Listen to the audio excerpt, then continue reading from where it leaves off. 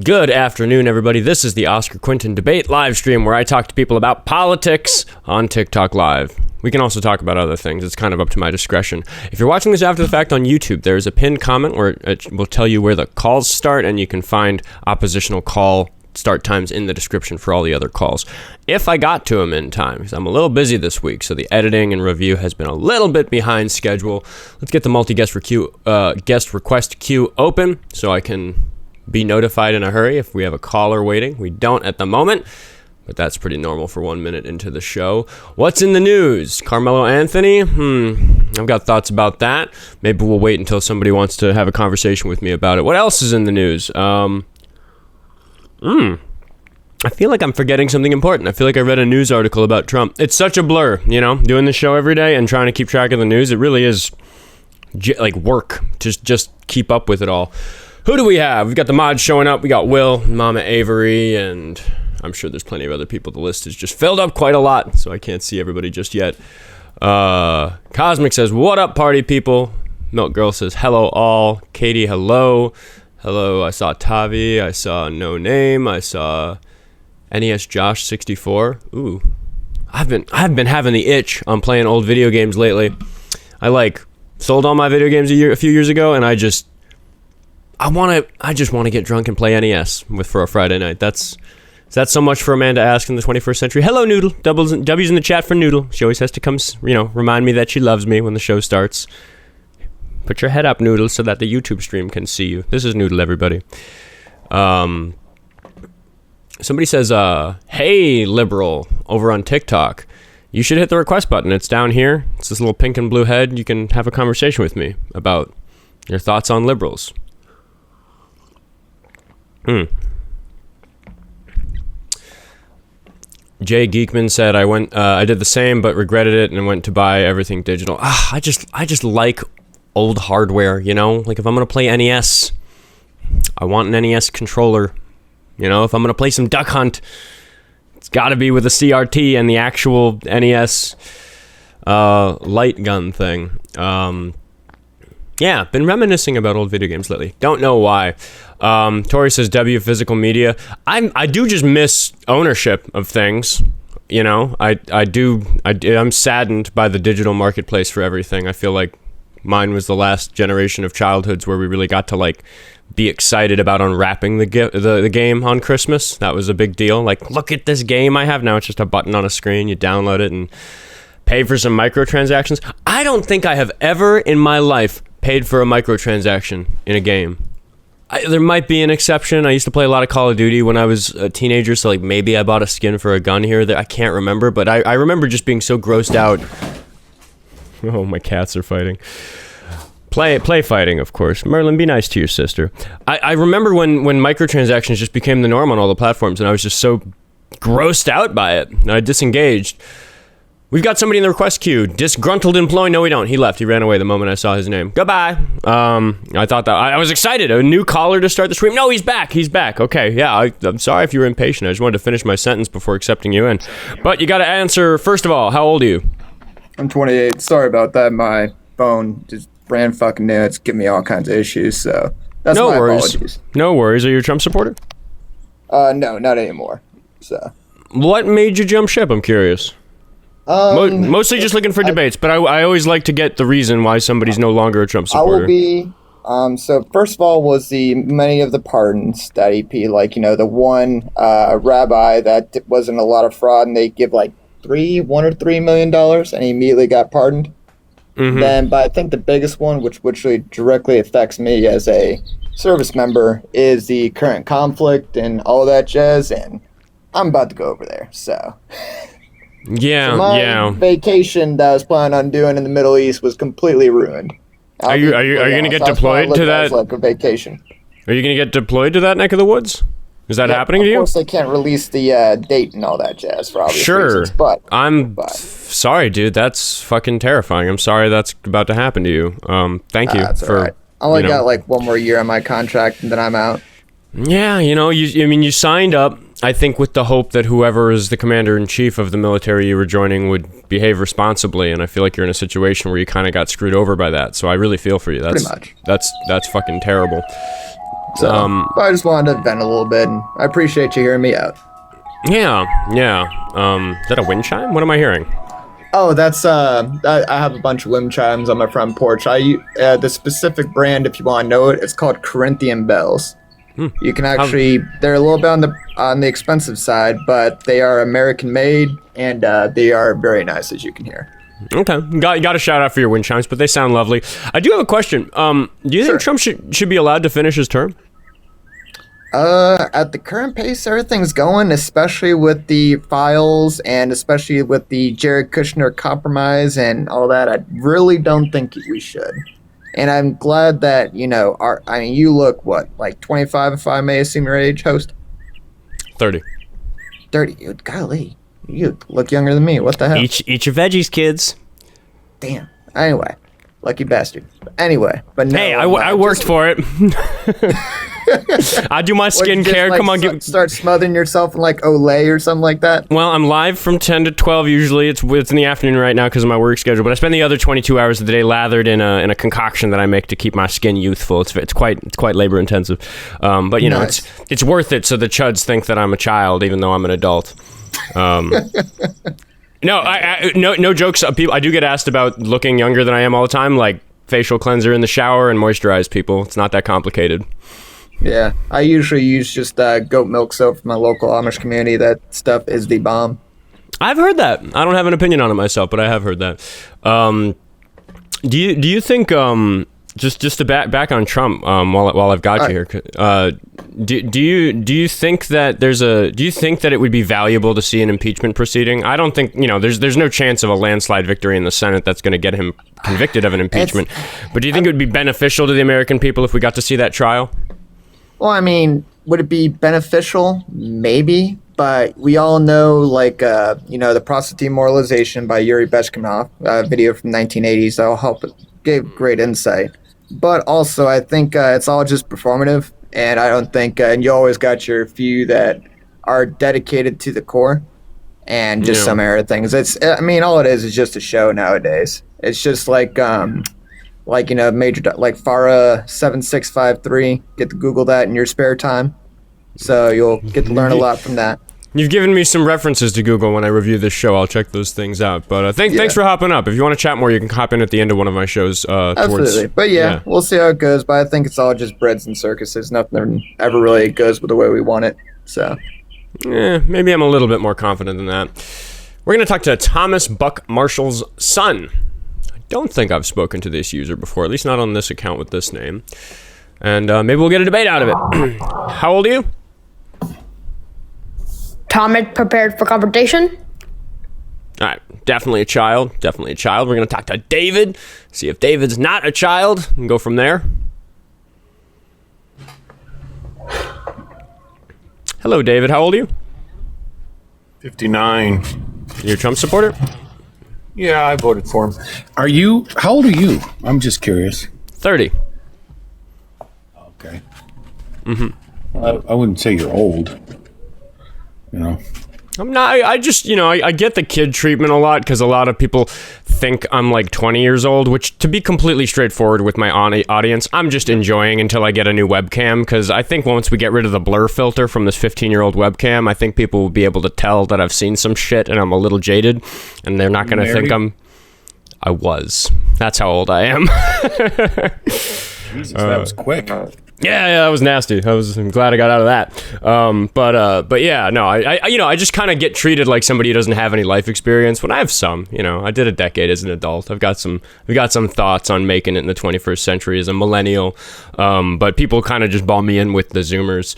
People talk about the style differences between me and people like Dean Withers and Parker, and I do appreciate the people in the comments who like to point out Oscar is 10 years older than those gentlemen. Maybe if we're talking about maturity levels, it's not necessarily a fair fight just for that reason, Do you have kids? No kids. I don't think you're quite there yet, then. I'm not gonna. I got a vasectomy, man. I've made some grown-up decisions in my life. Well, that was a stupid decision, is what that was. Why do you think that was a stupid decision for my life? I don't think you know much about me. Yeah, well, I just think you just at some point might change your mind. Yeah, I mean, do you think that 30 is old enough to make a big boy decision? In your case, no. Why not in my case? Because a 30-year-old getting a vasectomy is either a slut. Are you a slut? A little bit. Really? A little bit. Multiple partners? Yeah. Like, why? Are you curious? Seriously, why do you need a vasectomy? Explain it to me. Okay, I'll tell you the reason. It's a decision that me and my ex-wife made, and I had been with her. She made it for you. No, you can let me talk. I think this is interesting. Your attitude towards this is going to be interesting. We'd been together for like 5 years, and I'd seen her through a lot of different attempts at birth control, and the options that are available for women for birth control are just really unpleasant. Every single one of them has like really nasty side effects, and I was just sick of watching her try stuff that didn't leave her happy. And I knew that a vasectomy is in a lot of ways a more permanent decision than a marriage, because it's easier to undo a marriage than it is a vasectomy. So I took myself into consideration when I made the decision. But I just felt terrible watching her go through all that. So I said, let's just get me taken care of, and then we don't have to worry about it. And then when I got divorced, I don't regret the decision at all, because I don't have to worry about pregnancy at all in my life. And I haven't changed my stance on becoming a parent at all.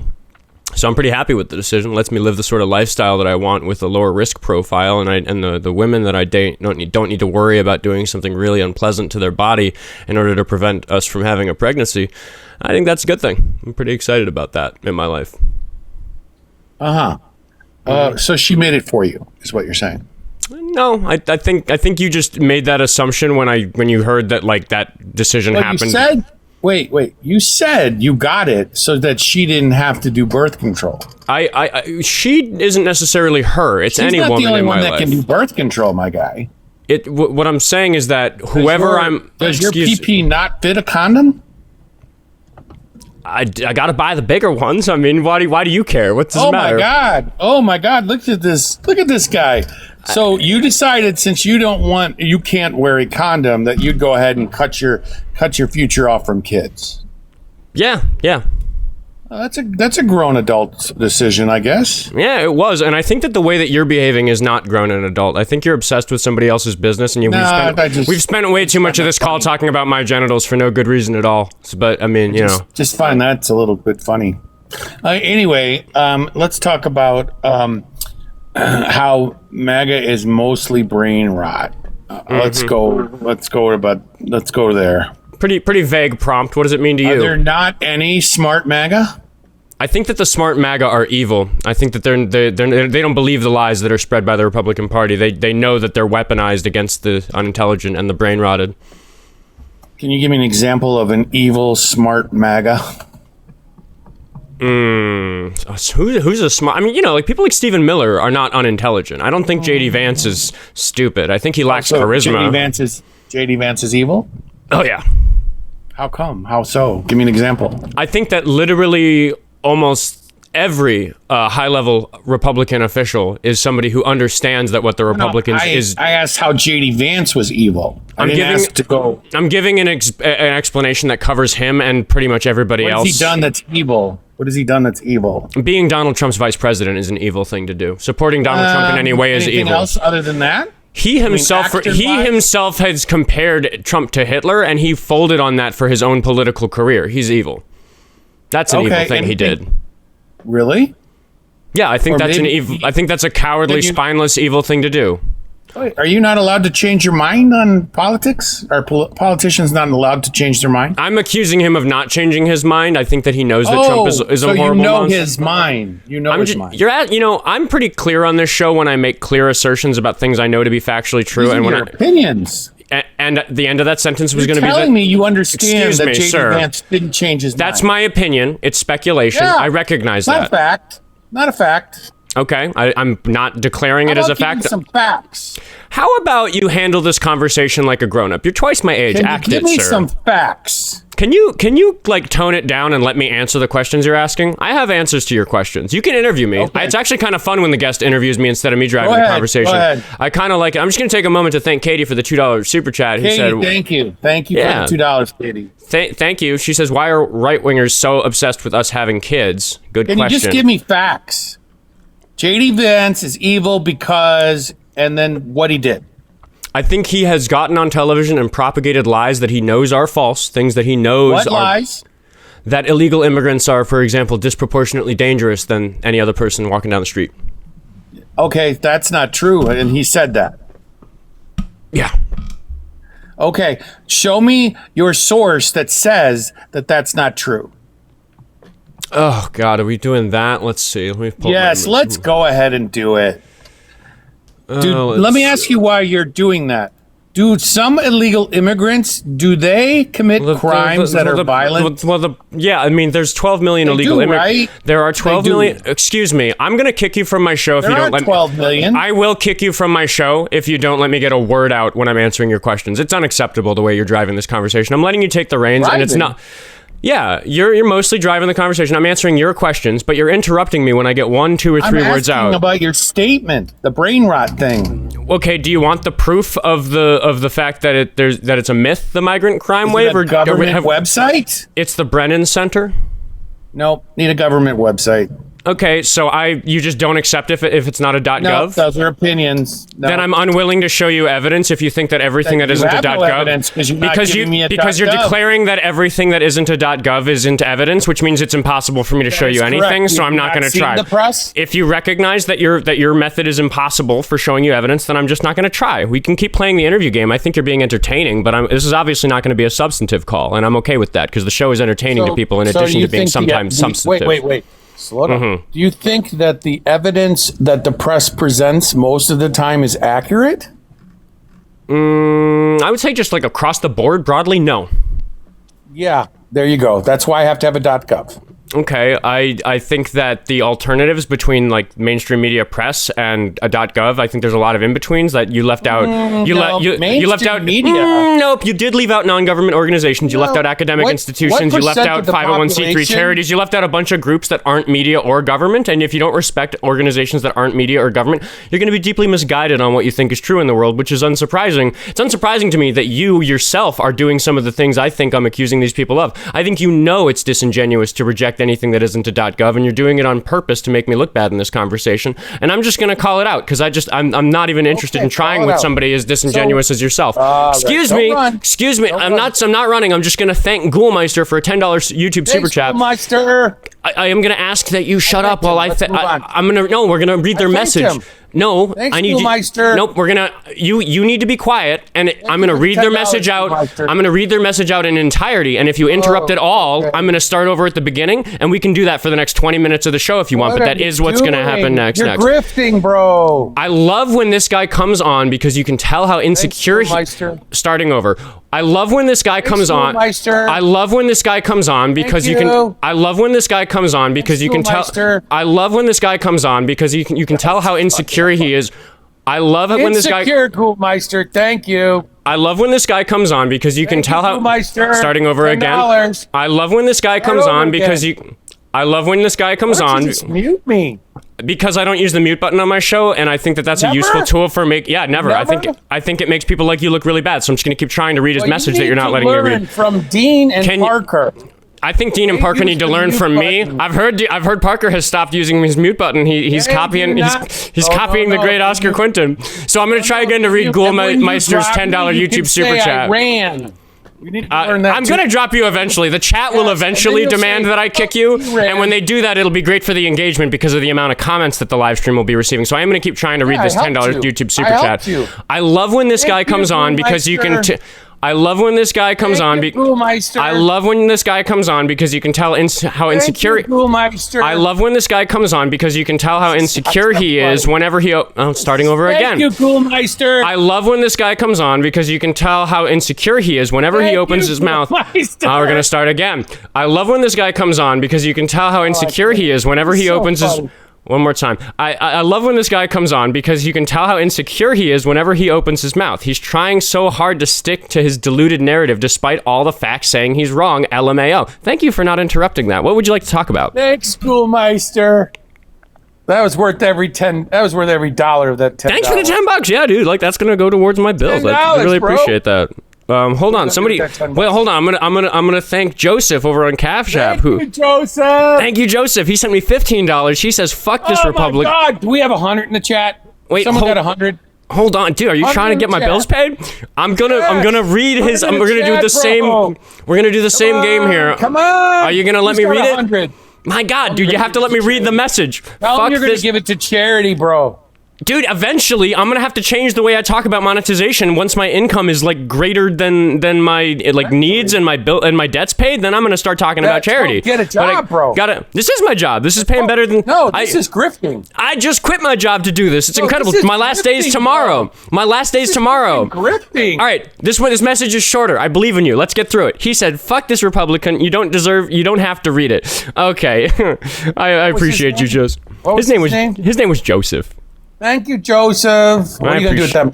How much was it? $15? $15. Yeah, it was great. Thank you. $5. There you go. Yeah, You're yeah. welcome. By the way, you're welcome. Wait, hold on. We got somebody else. Melanie sent me $5 over on Venmo. Is it 100? No, just $5. So what are we up to? We're up to $30. You don't need to read the $5 one.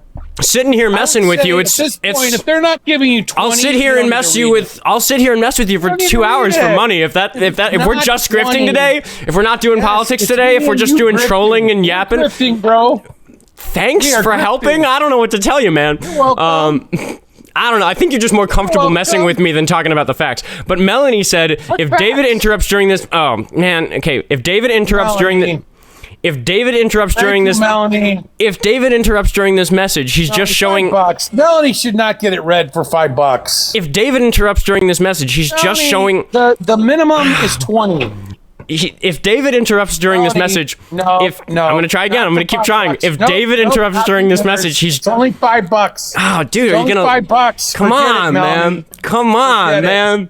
Melanie, I want to get Melanie's message out. She's paying my bills, buddy. Put another 10 out there, and we'll read it. David, are you gonna? Do you want to talk about something? I think you're running. I think David is running from politics. He wants to stay on this donations bit. I'm not gonna get through the donations. Come on. All right, the chat is demanding I drop you. I think that's no. Making freaking money. No, I think David's gone. I think we're gonna kick David. Goodbye, David. Thank you for farming the donations for me. If David interrupts during this message, he's just showing how deeply unhappy he is. I agree, Melanie. I think David is deeply unhappy. I think he's sitting there smirking because he got to talk to somebody today. Because he probably talked to me more today than he's gonna talk to his wife. And W's in the chat for David for having some social time today. We love that for David. And we had a YouTube super chat. I respect the lack of mute, but please use it. Why? Thank you very much for the $2 YouTube super chat. I really do appreciate it, but I don't know. I'm conflicted on using the mute button. I'm not super into it. All right, this one's a blank profile. No profile picture, no text, just mysterious emptiness. Let's see what we're in for. Hover on the disconnect button. How old are you? 18. Are you a Trump supporter? Abso-freaking-lutely. Okay, yeah. So one of my mods is telling me to be careful. I think she is familiar with whatever interesting TikTok void you are. What year were you born in? 2009. Do you have a driver's license? Yes, sir. If you're driving down the road and there's a yellow stripe in the middle and the dotted yellow stripe is on your side and it's solid on the other side, what does that mean for you as the driver? I can't overtake. That means that you can overtake, and I also think that your math didn't work on your birthday. And the chat's double checking that on me. We're gonna talk to Ryan Milan. We're gonna see if that's a actual person worth talking to. Hello, how old are you? I'm 18. I actually just wanted to join to say screw the David dude, and I love your content. Appreciate you, Ryan. Have a lovely day. We're talking to a period now, just one dot. I will say to everybody, if you find the show entertaining, you can go to the linktree in my bio and follow me on the other platforms so you can catch it on YouTube after the fact, live on TikTok or YouTube, or find all the clips and stuff on all the other platforms, Instagram and Facebook and stuff. Or if you want to support the show in a way that's material, you can send money to my Venmo, Cash App, Buy Me a Coffee, or Patreon, have your message read on the show, and get my bills paid so one day I can start a big charity to piss off elchicotech.edu if you guys know who he is. He's going to be so mad when I start a food charity one day. I'm going to name it after him. I'm gonna put him in the charter. Hello, how old are you? 20. Okay. Do you support Trump? Yes. Why? He more aligns with my values. What are those values? A free market, an agrarian economy, strong leadership, and a united country. How do you feel about Trump's tariffs? I believe in a free market domestically, not internationally. Oh, okay. So you don't believe in a free market then? Sure, if that's what you want to say. I mean, that's kind of a weak start. If you started by saying you believe in a free market and then you're updating that to no, you don't believe in a free market. I mean, sure, I guess, if that's how you want to play it, but I believe in a free market domestically. Okay. Why is that? Why? Because I think it's our right is a fundamental right as human beings to liberty. Yeah, okay. You're libertarian? I'm a neo-libertarian phalangist. Okay, goodbye. For everybody listening, neo-libertarian phalangist is like a meme that's going around. It's contradictory. It's two ideologies that don't make sense together. It's meant to like troll people who don't know the terminology. Worked on me once because I think the trap is they want you to pretend to know what it is, but I said I knew what a neo-libertarian is and I was looking up what a phalangist is and it's just like, that doesn't make sense. But anyway, it's just trolling. We're going to talk to Mike Space Hunt. Mike Hunt. We're going to talk to Mike Hunt. And hopefully I'm not going to get banned for saying his name, but I do appreciate the joke, and we've talked before. He knows I appreciate the joke. How old are you? How old are you, Mike? I'm 26. Are you a Trump supporter? Fuck yeah, dude. I'm a hard right MAGA motherfucker. Okay. Why? I mean, he hooked it up, dude. He got me a fucking federal pardon. Did he really? For what? Just because wrong place, wrong fucking time, man. Was the wrong place the Capitol on January 6th? Possibly. Okay. I mean, I'm not sure I believe you. It's hard to take you seriously with this tone that you're using. What fucking tone? Hey, sit up straight when you're talking to me, boy. That fucking tone! You sit up straight when you're talking to me, boy. Yep, typical leftist. All right, dude. What do you want to talk about? Oh, he left.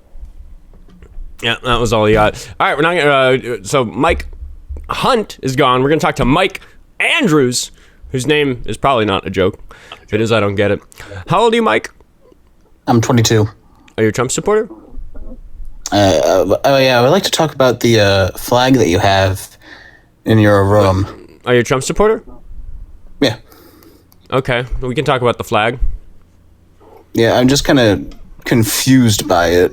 Okay. Fuck ICE. Mm-hmm. I don't like ICE. Well, I feel like that would just be kind of painful. What? Are you taking it literally, like having sex with ICE? Is that what you're talking about? Yeah. Is that what I'm talking about? Profoundly hilarious pun. Do you want to have a more interesting conversation about the flag or anything else? No, not really. I would just like to talk about why you want to have sexual relations with ICE. Not referring to ICE, the solid state of water. I'm talking about the organization, and by fuck, I'm not referring to intercourse. I'm referring to like a general distaste for them, because fuck's a pretty versatile word in English. I'm using a different definition of it up there. English is not my first language. Oh, well, okay. Well, then maybe this can be a teachable moment. What I actually mean is, like, I really don't like immigration and customs enforcement. That's a more polite translation of what it says on the flag. Oh, okay. I do not like the organization ICE either. Okay. Have a good day. Okay, goodbye. Chat's right, man. Really proving the prompt today. MAGA is brain rot. I guess I kind of brought it on myself. I'm going to get the most brain rotted callers today. We're going to talk to Pharaoh10095. And maybe we'll have a serious conversation of some kind. How old are you? Hey, how you doing? I'm 28. 28. Are you a Trump supporter? No, I'm not. I kind of wanted to question you on your positions, but if that's not what you're doing here, I can hop out.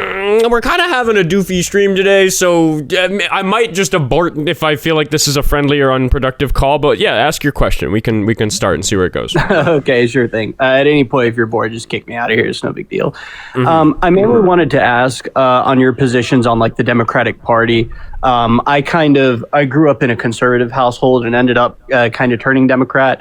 And recently I've turned away from them, mainly because a lot of their positions on foreign policy. I was curious if you had kind of the same stances or if you were more kind of a I mean, I don't gather that you're a blue no matter who type of guy, but just curious. I say that about the midterms, and I think that some of the pushback that I get when I say things like blue matter no matter who is that it's like my whole identity, and that I can't imagine a world where like the Democratic Party isn't the right thing or something like that. I really am just talking about this current situation we're in, and I just think it's really important that we get some blue seats versus some red seats in the midterms. And I'm not really for supporting third party ideologies in American politics unless there's ranked choice voting. If there's ranked choice voting in the election that we're talking about, I will have a broad conversation about all sorts of interesting ideas. But there is a left versus right thing happening so I think it's important that we win in the midterms, we being the team blue. But I'm not like excited about that. I'm not excited that I have to call that my team. I'm not excited about what your average Democratic politician looks like. And I don't think that the average mission statement of a blue politician right now is something that I want to. I hope that that's not what I'm excited about in 10 years, in 20 years. I think at the end of the day, I am more progressive than that. I'm more left-leaning than the Democratic Party. But the people who are much farther left-leaning than the Democratic Party are just mad at me for being somewhere between them and the Democrats. That's kind of where I am. Sorry for being long-winded, but it comes up on the show a lot, and everybody defines it all differently, so I have to be really careful how I talk about it. No, that's totally fine. I appreciate in-depth answers, so you're good there. I would just kind of, not even really counter, just kind of food for thought, is to say, like, a lot of the Democrats I see in power now, whose job, from my perspective, is someone who, in the last presidential election voted Democrat. My standard for them is we ought to be fighting against the Republicans. We ought to be standing against fascism, kind of really with any means necessary, and I don't see that. And I think one of the reasons we don't see that is because, and I'm not talking about you specifically, but we as voters have really failed to hold the Democratic Party to account. You vote for someone like Cory Booker, and then you're surprised when Cory Booker shows up and, doesn't actually stand against anything and doesn't get done in a time like this what needs to be done. Yeah, I think that that's a legitimate criticism of Democrats. I think that Democrats need to be far more radical in their approach to American politics. I'm not trying to preserve some status quo. I don't want to go back to the way things were 10 or 20 or 30 years ago. I want to predict an America 10 years from now that's a lot better than anything we've ever been used to in American politics.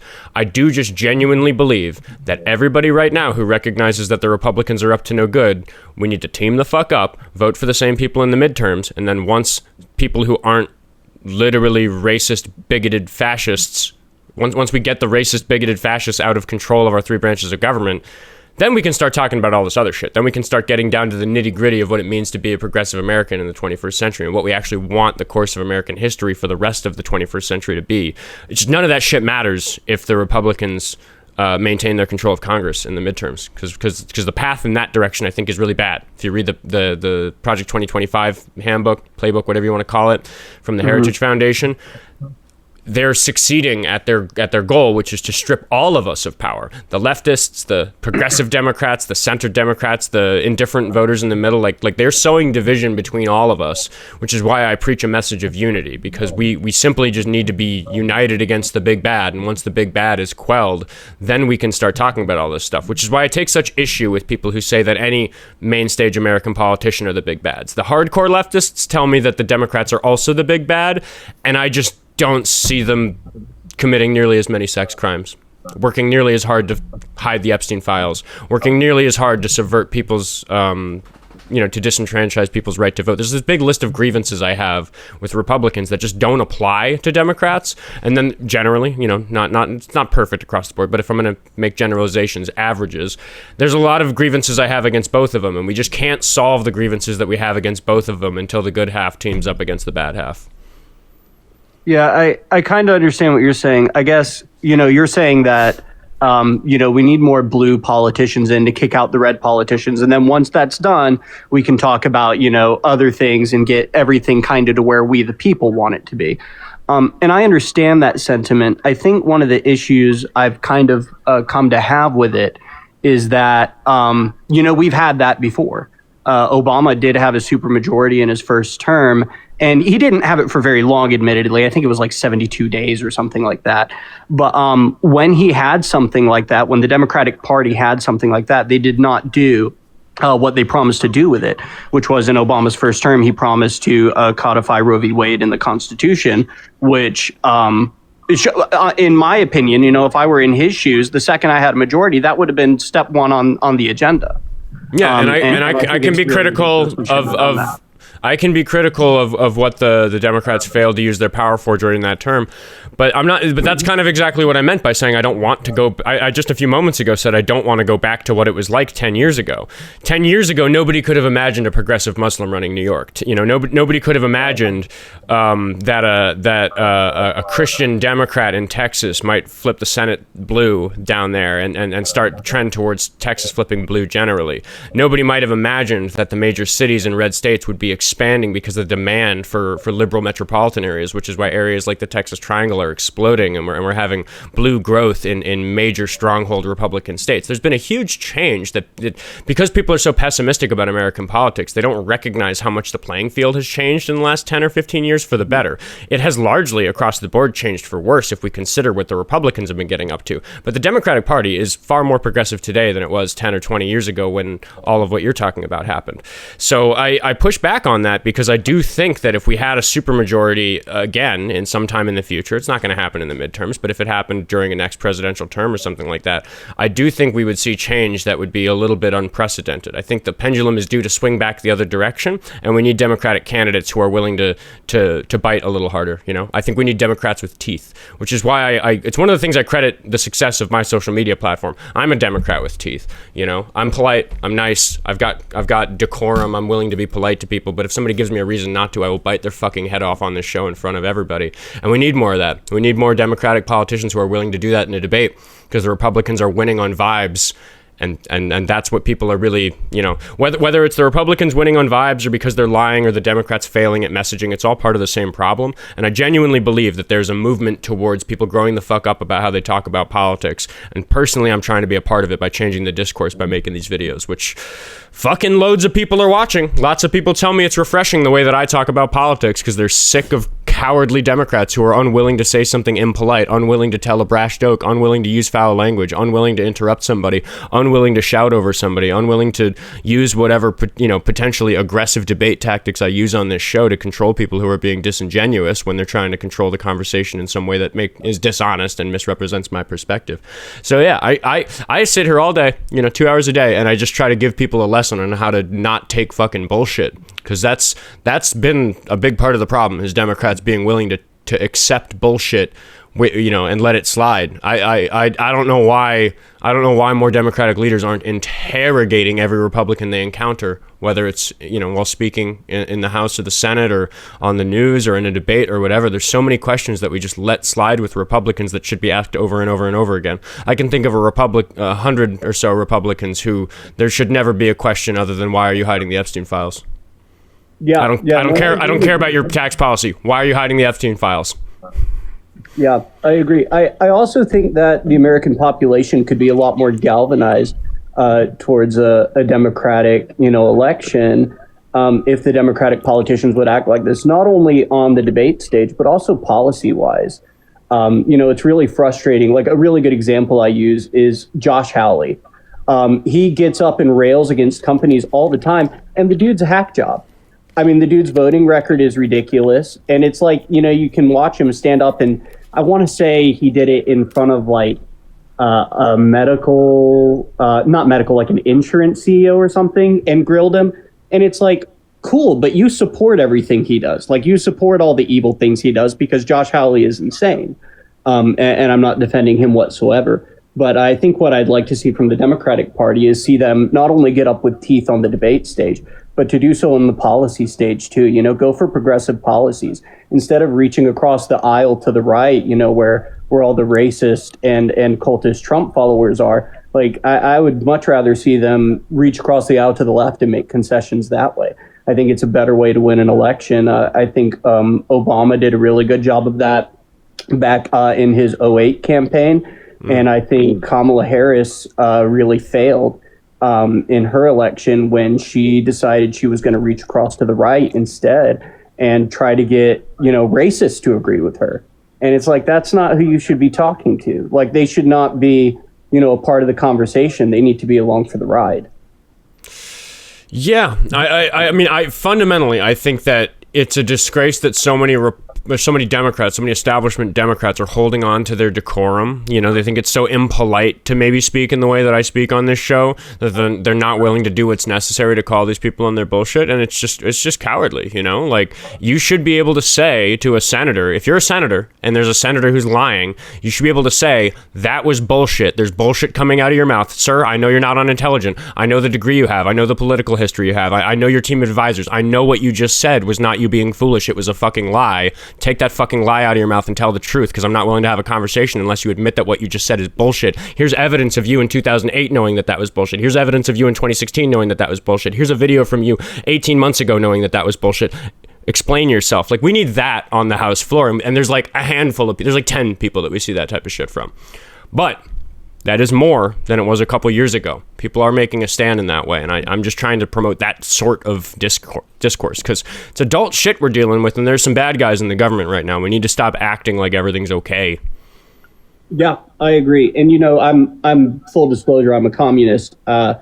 But I am very for, let's take the farthest left-leaning party with real motion behind it, and let's get on board with that. And the second something to the left pops up from that, hop on board with that and let the previous party burn. I appreciate your call. Sorry for interrupting. I just want to say I appreciate your call a lot, because a lot of communists call in and there's just no productive conversation at all, because they're unable to recognize the things that we agree on in spite of the things we disagree on. And if you're a communist, we disagree on some stuff. I disagree with you about less than I do with a standard, run-of-the-mill Republican. You and I are much closer to each other than either of us are to a Republican in this current political climate. So I just don't take communists seriously if they don't recognize what you just said, which is that for now, for our immediate future, for the immediate situation that we're in 2026, I think you and I belong on the same team. Yeah, I think what's really important that maybe gets lost in the communist messaging is, a lot of people hear third party stuff and they go, oh, well, I'm not going to vote third party in the presidential election, to which I totally understand, right? Because like Jill Stein was never going to win the presidency. There was not going to be you have better, go buy a lottery ticket if that happens, dude. More likely to win the lottery. By a lot, actually. Right. Yeah. But, I think local elections, there is a lot to be said about community organizing and, go meet your neighbors and find the politician that is the farthest left-leaning person you can find. Because, someone like Zoran Mamdani, like you pointed out earlier, he's making great changes in New York. Is he everything I want? No. I think we could find people that could do even more than what he does. But if you're going to point to something Zoran Mamdani has done and ask me to criticize it, I'm going to be really, hard pressed to do that, because my criticisms of him are more stuff like he hasn't done. Like pretty much everything I've seen him do come out on the news, I'm like, yeah, that's a good thing. Like your local elections, people really vastly underestimate what you can do in a local election. Yeah, and I think that this thing about like not taking third parties seriously because of the lack of ranked choice voting, that stance that I have gets weaker and weaker the smaller the election. You might be able to elect a third party mayor in your town of 12,000 people. Who knows, right? You can conceivably meet most of the voters in a city of 12,000 people if you get to work. You can knock on a lot of doors in a calendar year.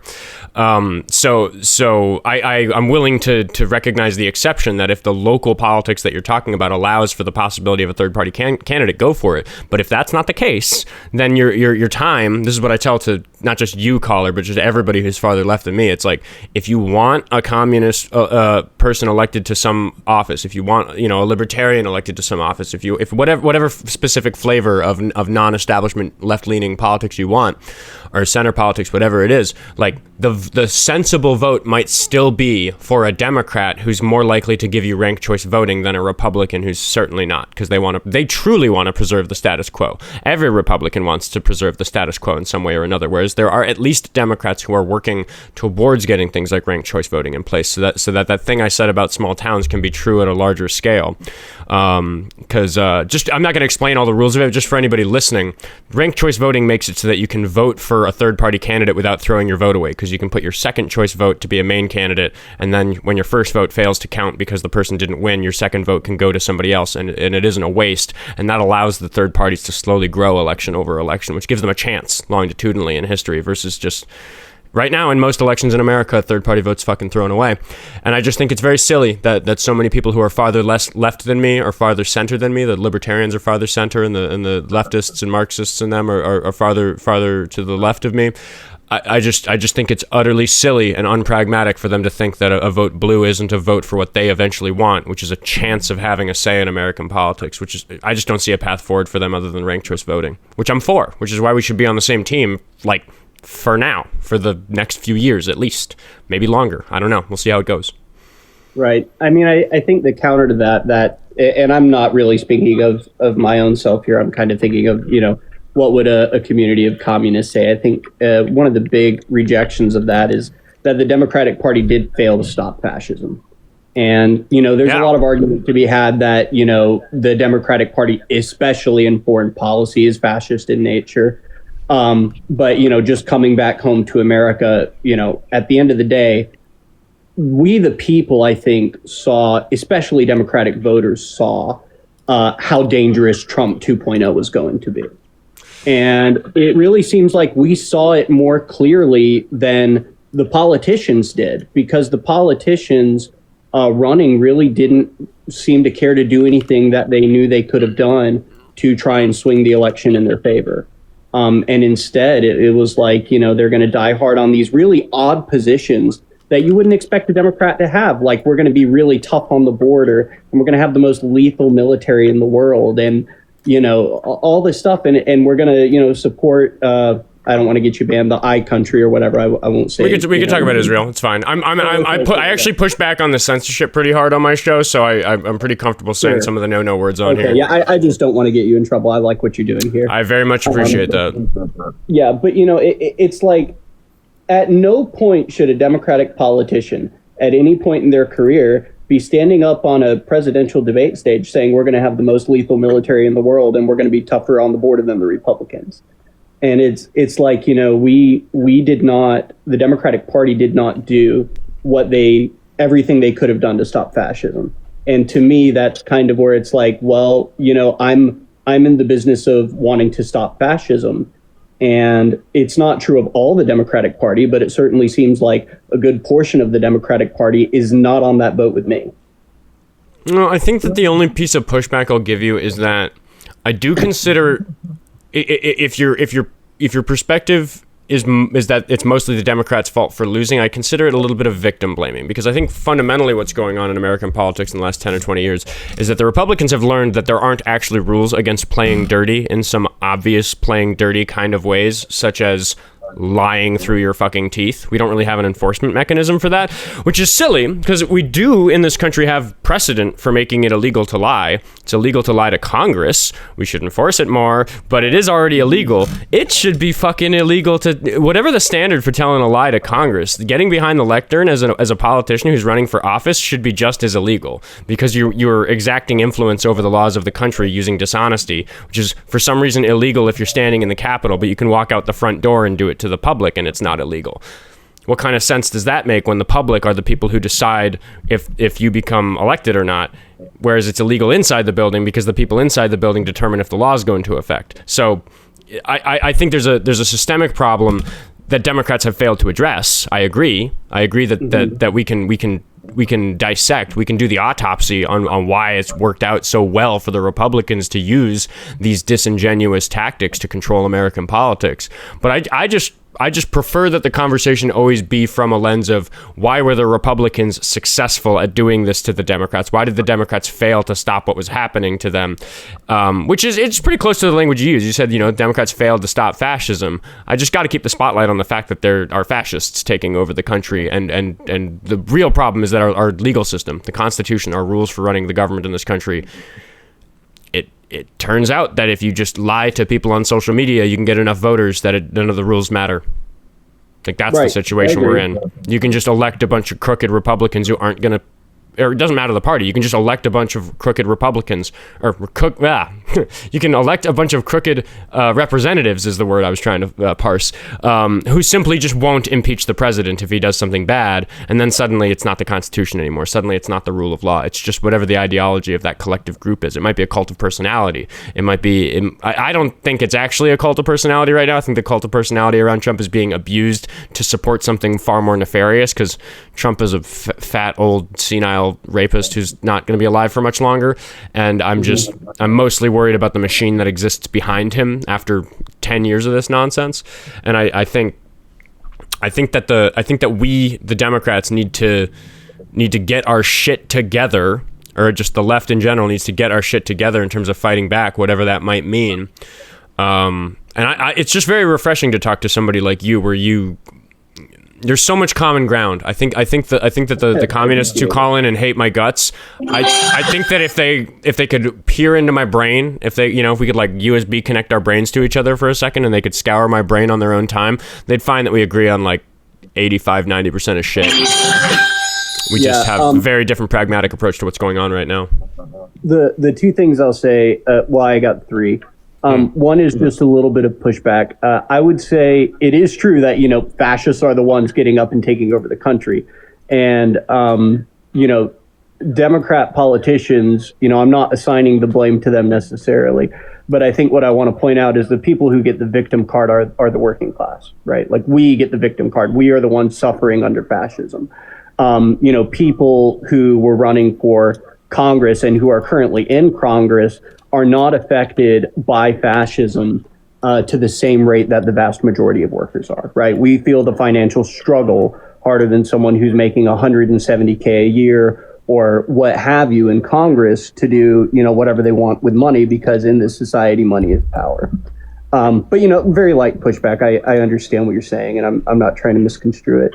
Another thing I wanted to say, I think that's a fair criticism of a lot of Democrats, that they are disconnected. And that's why I really reserve my glowing endorsement in terms of people I'm actually excited about in American politics, for the Democrats who have genuinely, truly convinced me that in their heart they are worried about the people you were just talking about. I believe that James Tallarico is concerned about the quality of life of working class people. I believe that about Bernie Sanders. I believe that about AOC. I believe that about Zohran Mamdani. We can disagree about exact approaches, but I do think motivations-wise, their heart is genuinely in the right place. And I don't think you can say that of a lot of Democrats. I think that there are plenty of Democrats who are on the right side of history, in that they're like, generally women's rights are good, blah, blah, blah, blah, blah, but they don't recognize what you and me and the communists and a lot of more social democratic socialist neighborhood left-leaning Democrats such as myself recognize, which is that the bigger problem that it's all encompassed in is this issue of the working class versus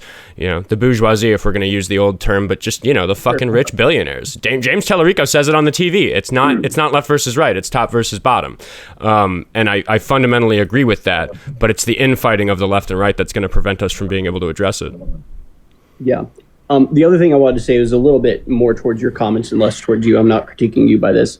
Someone said, when I said, there should never be a Democrat saying that we're going to have the most lethal military on the world, I saw a few comments popping up that were saying, like, what, do you want a weak military? The only thing I want to ask your comment section, and not you, because I'm sure you're probably have more common ground with me on this than the people that were in your comments saying this. But have you checked what our military's been doing for the past few decades? I mean, we spend $800-something billion on it a year. I'm pretty sure the number was like $62 billion a year would end like homelessness and hunger in the United States. And we're spending $800 billion a year to go and bomb Iraq and Afghanistan and murder civilians recklessly. Like, yeah, I do want money pulled from the military. I don't want that. I'm sorry. But once again, that's not towards you. That's towards a few comments I saw. And I just want people to be thinking about that. The other thing I wanted to say was, as far as communists yelling at you, we have a lot of book nerd purists in the community. When you go and you read like the manifesto and stuff like that for the first time, you really kind of, for the first time, it's one of those things where you feel your brain like growing as you're reading. You're like, holy shit, like I've never thought of it that way before. And, you like kind of turn around and you go like, all of this is wrong and you're an idiot because I've just read all this and this is like super enlightening. And then you need like 2 years to come back to reality and being like, okay, now how do I apply this to the real world and work within that time frame? So I apologize that you've probably gotten the people that are in those first 2 years of reading the material and going like, you're an idiot, you don't understand what you're talking about. Yeah. I know you're just trying to work within the conditions and framework that you're set in. You don't get to choose where you're born and what type of proletariat you get. Well, yeah, and you're exactly right. That's generally what happens, and there is like a book learned smarminess that comes with these people who are like, oh, you still think the Democrats are the solution, you fool. And I'm like, I don't actually. I'm not excited about them. The midterms are in November. Unless you have a practical approach to communism by November, like maybe we should still be urging people to vote. Maybe the rural Texans who might be responsible for Texas flipping not rural the center Texans who might be responsible for Texans winning blue. Maybe James Tellerico has a better chance with them than the teachings of Karl Marx. Maybe, and that'd be good for the course of American history if Texas flipped blue, so we could stop fucking worrying about Texas and maybe do some of this fun socialist communist stuff that people like you and me want to do to varying degrees. In their lukewarm defense, to give you just a little bit of empathy for the people that yell at you, which maybe they don't deserve, but I will tell you, there have been a lot of times where I've gone into comment sections or on lives and said, like, I think you should read this because like this really talks about what I'm talking about. And a lot of times it's just like an article that's explaining exactly what I'm trying to say. I can't tell you how many, and please, this is not towards you. You're not like this, but I can't tell you how many liberals I've had go, I'm not reading that. And I'm like, holy shit. and I mean, for whatever I say about liberals, Republicans are far, far worse when it comes to like reading and stuff like that. But understand where the initial defensive-ness comes from. Yeah, I think that there's a resistance to it where people scream commie, like, communism, and it's like, there's more gray area than that. There's more nuance to a political perspective than what's optimal, because part of it is just the pragmatism of not being able to redesign the house until we evacuate it, but we can't evacuate the world, design a new world, and then let everybody back in. So if we could just like get our crayons out and start designing like a system from the bottom up, I bet we'd agree on a lot of stuff. We have enough productivity in manufacturing and agriculture to do some wildly socialistic or communistic things that I'd be really excited about. But I'm just a fucking realist. I'm not here to sit around and smell farts. I was the president of the philosophy club, and that dingy room in the basement of that community college got so stinky with all those farts, I couldn't keep showing up to the meetings. I had to the truth is I had to step down because I couldn't control the misogyny. And I didn't want to be the president of a misogynistic club, and it was just a bunch of fart-smelling Philbros in a basement who were like philosophizing from their armchairs about what it might be like to talk to a woman, which just made it unsurprising that they drew some misogynistic conclusions, and I just like couldn't be a part of that type of discourse, so I backed out. But yeah, I think a lot of people in your perspective just aren't real world. But you seem very, your head seems very on straight, and I think the more you and I talk, the more we'd probably find we agree on, because I think we see where we disagree maybe a little bit, but maybe not even. I mean, I don't know. It's Trump's bad. Trump's real bad. Trump's worse than your average Democrat. Hey, we all agree on that. I hope there's no communists running around with the opposite in mind. No, that's the problem I run into running this show, is that I have communists come on here and they tell me exactly that Harris is just as bad as Trump, and I'm just a fool for even recognizing like either of them as a serious possibility. I have a clip where it's somebody saying something to that effect. He's a Marxist-Leninist, and he's saying that communism is the only... I think the words he said is that Marxist-Leninism is the only path forward in American politics. And my answer was a slightly played up, all right, I don't have another caller. Give me a try. And then Instagram only served the video to Leninists. So I got ratioed to oblivion. It's a trial reel, which means it's not even viewable on my Instagram page where I have like 70,000 followers. This trial reel, and normally a trial reel, if it gets 10K views, like that's a good one and I publicize it. This one has 150,000 views. It has like 2,000 likes, 6,000 shares. The top 8 comments all have more likes than the video has, and it's just literally people saying exactly what you were just saying, where it's like, you fool for thinking politics even matters. And I'm like, I don't know, man, there's a lot of people who are directly affected by the outcomes of elections in America, and those people are super mad at you for not giving a shit about what they're going through right now. If we're gonna have an administration that's gonna take away the civil, like the argument from the far left, not you again. This is you and I are doing this a lot here. I'm not talking about you. I'm talking about your side, your area of the political spectrum. Some of your less cultured friends or whatever. Lost my train of thought on that aside about how we keep doing the jab at each other. But yeah, I mean, I think you see where I sit on it. It's just frustrating that I can literally ask these people, what do we do? You've got my platform. You're here on my show. How do we get there? And it's like, you can just urge people to overthrow the government. Just be a leftist. Just say it's got to burn down. Go whatever thing I probably can't say on TikTok, which even if I believe that stuff, TikTok might not be the place for that grassroots movement if you're trying to not get banned. Like, that might not be, that's hard. And I talk a lot about how free speech is broken, because you should be able to spread your political beliefs freely, but you can't, because the town square is TikTok and Instagram and YouTube and shit like that. And it's controlled by the fucking same wealthy billionaires that we're all apparently after. So I have a path forward where I can see some power being stripped away from those billionaires that are controlling the discourse. Maybe we can create an environment where these more extreme ideas can be discussed in a reasonable way, and we can come to some kind of common ground that's practical for American politics and good for people who want life to be easy and fair and free, like it says in the Declaration of Independence and Constitution. We as a government run by we the people. It's like what we're supposed to be about, right? Supporting the public welfare. Like, we can get behind all that stuff. I just don't take seriously people who don't have a good answer to what do we do. What's my platform for, but for getting people to do things? If that means having conversations with the Trump supporters in their life because they've heard some Oskar Quentin talking points, that's great. If that gets them forward thinking about what American politics can be if we have progressive control of the 3 branches of the government in the next 5 or 10 years, that's great too. The show is multifaceted, and I think these conversations are genuinely important, which is why I've let you have the airtime I've given you, because part of me just wants to show people I don't hate the communists. I'm not that far away from being a leftist as a liberal, because for again, just vocabulary for people listening, establishment Democrats who want to progressively fix the system in America are liberals, and the people who think that system is so broken that it needs to be overthrown and replaced with something else.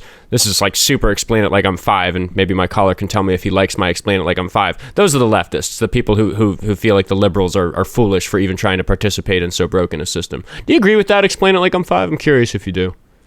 Yeah, more or less. I think the main communist argument is that, when you allow wealth accumulation at the top in the form of like a CEO, right? Like, to get more wealth accumulation, that CEO's first order of business is to make incredibly unethical methods of wealth accumulation legal. And you can do that by just buying out a politician. Whether it's legal or not, the capitalist does not care, right? And that's kind of what we've seen happen in this country. And so the communist standpoint is, in a capitalist society, this is inevitable. You have to do something about it, and you can't amend the system, because any amendments you make to fix the system will eventually be undone in the future. It's only a Band-Aid. And you can go anywhere from that. You can say, okay, well, how do we get out of the society we're currently in? Some people are, all about just like, let's go do a revolution. They can't stop all of us. And some people have, in my opinion, a little more of a practical approach where it's like, well, you have to get there step by step, and you're not going to get a communist society tomorrow or next week. You have to take the farthest left-leaning thing you can find, promote it as much as you can, get it in power, and then when something to the left of that crops up, you get behind that and you let the previous party burn. I co-sign that completely, because I'll let you go after I add this point, and I'll let you respond to it. But I don't want us to get too fart sniffy, because we agree so much. But that's fundamentally it. You and I might right now disagree about what the steps after, however, if it's distant in the future or maybe right after, doesn't really matter for my explanation. We might disagree about what the steps are after we get this most left-leaning thing that's possible. But I would point out that if we do the most left-leaning thing that's possible for the next year, 2, 3 years, 1, 2, or 3 years from now, you and I could have another conversation where we are both better educated about what the political landscape then is, and then maybe one of us will have changed our minds in some way a little bit about exactly what the path forward is. We can't even get to that place of starting to figure out what our disagreements are in terms of their substance and what the path forward is until we take that next common ground step. So I just glad you're on the same. I consider you on my team, like in terms of what's going on right now, very much. I appreciate it. The only other thing I'll say, and I'll kind of leave you with this, and then I'll get out of your hair because I know I've been keeping up your airtime. But the only other thing I'll say is, remember, for those of you, the question you asked is, well, what do we do? For all your viewers in the audience and for you as well, don't forget that having a tight-knit community just in your local neighborhood and your local town is a political move. Because if we are all taking care of each other, right, in any way that you can, whether it's food or helping out at the grocery store or helping out with, whatever skill you may have, if you can lend it to someone else, that is a political move, because when the government does something that is against you, they can do that a lot more effectively than they can do it against your community, because a tight-knit community is a lot harder to uproot than a single individual who's causing a problem. And I'll also say, do not underestimate the power of your local elections. Y'all get out there, do your research, find the farthest left thing you can, and get that in power if you can. Do some door knocking, God forbid, if you have a free Saturday or something. Beautiful. I'll let you go on that note. Thanks for hopping up. Yep. You have a good one, man. It's nice talking to you. See all of the other leftists and communists? I'm not by default mean and difficult with leftists and communists. We mostly agree. There's a thing going on right now. And I really do seriously co-sign what he just said. I think that a lot of people who, there's like somebody in the chat right now dogging on Minneapolis, but one of the things I love about living in Minneapolis is that we have that sense of community. We had a big law enforcement situation up the street last night, and I kind of got reminded of that, standing out in a crowd of my neighbors, like checking what's going on and checking in on each other, and that's just such a beautiful thing that I think that a lot of people who live in rural environments don't realize the sense of community you can have on a city block. When you have so many options of people to choose to borrow, a stick of butter from or something, because I do live in a place where I can walk down the hall and borrow butter from a stranger, maybe, if I need something like that in the little poverty building that I live in, I can walk down the hall and whoever has music playing loud is somebody whose door it's not rude to knock on generally. Like it's nice. It's nice. Therapist Katie has been waiting for a long time, but I feel like I recognize the username, and this might be a friendly. Oh, but before she connects, I'll remind everybody, if you enjoy these conversations, which, hey, we're not having the craziest, most oppositional day. That was really kind of sweet and nice for once, especially for all these conversations that I have with leftists that really go south. If you're into the Oskar Quentin show, you should go follow me on the other platforms. You can find me on those in the link tree in my bio, and I've been trying to urge people to go, if you're on TikTok, you should go follow Oskar Quentin 2 and Oskar Quentin Music, because they're my backup accounts on here for when this one inevitably gets banned. Katie disconnected. I don't think she knew she was in the queue. And that's just going to be good for when eventually this account gets banned. I want to be able to do the show and hopefully still get an audience and callers right away, so it isn't too disruptive when that happens. But the show has grown a lot since the last time that the account was banned, because last time the account was banned, I just didn't live stream for 2 days, and I want to be able to avoid that. So if you could do me that favor of going and following the other pages, that's just buying some insurance for when that happens in the future. And if you want to buy something for the show with actual money, you can send money to my Cash App, Venmo, Buy Me a Coffee, or Patreon. Or if you're international, you can just reach out to me. We can work something out. Because the show mostly runs on donations. The ad money is like growing all the time, but people like James, who sent me $5 twice on Venmo. I hope he wasn't trying to get a message in and he sent it more than once. What did he say? He says, been watching all the streams since I found you on Instagram a month ago. I appreciate your understanding, approach, and genuine attempts to change people's minds rather than just make them look stupid. Keep it up. James, I totally appreciate that. Everybody knows I do spend some time just trying to make people look stupid. Sometimes that's the only thing that can happen with a caller. And James says I'm seeing my most anticipated concert of the year. That's wonderful. You should message me what it is. I'm curious. I'm a concert goer myself. I'm a musician. Love going to concerts. And Jen, thank you for the $2 YouTube super chat. I did see that earlier. Jen said W ranked choice voting and rose goals because I was like having trouble. I'm trying to figure out how to add. I know you can add 3. I'm just not finding a way to add more than 1. So I'm just adding random gift goals. But thanks for all the gifts on TikTok Live. Jen is reminding me in the chat right now. I should announce to everybody the show is going back to 10 a.m. Central Time on Friday. Tomorrow it'll be 1 p.m. Central Time again for 2 hours. That is because tomorrow is my last day at my day job that I quit to run this show full time. I haven't really been taking shifts there for like more than a month, but I had some extra days on the schedule that I didn't want to cancel because I didn't want to screw over my coworkers. So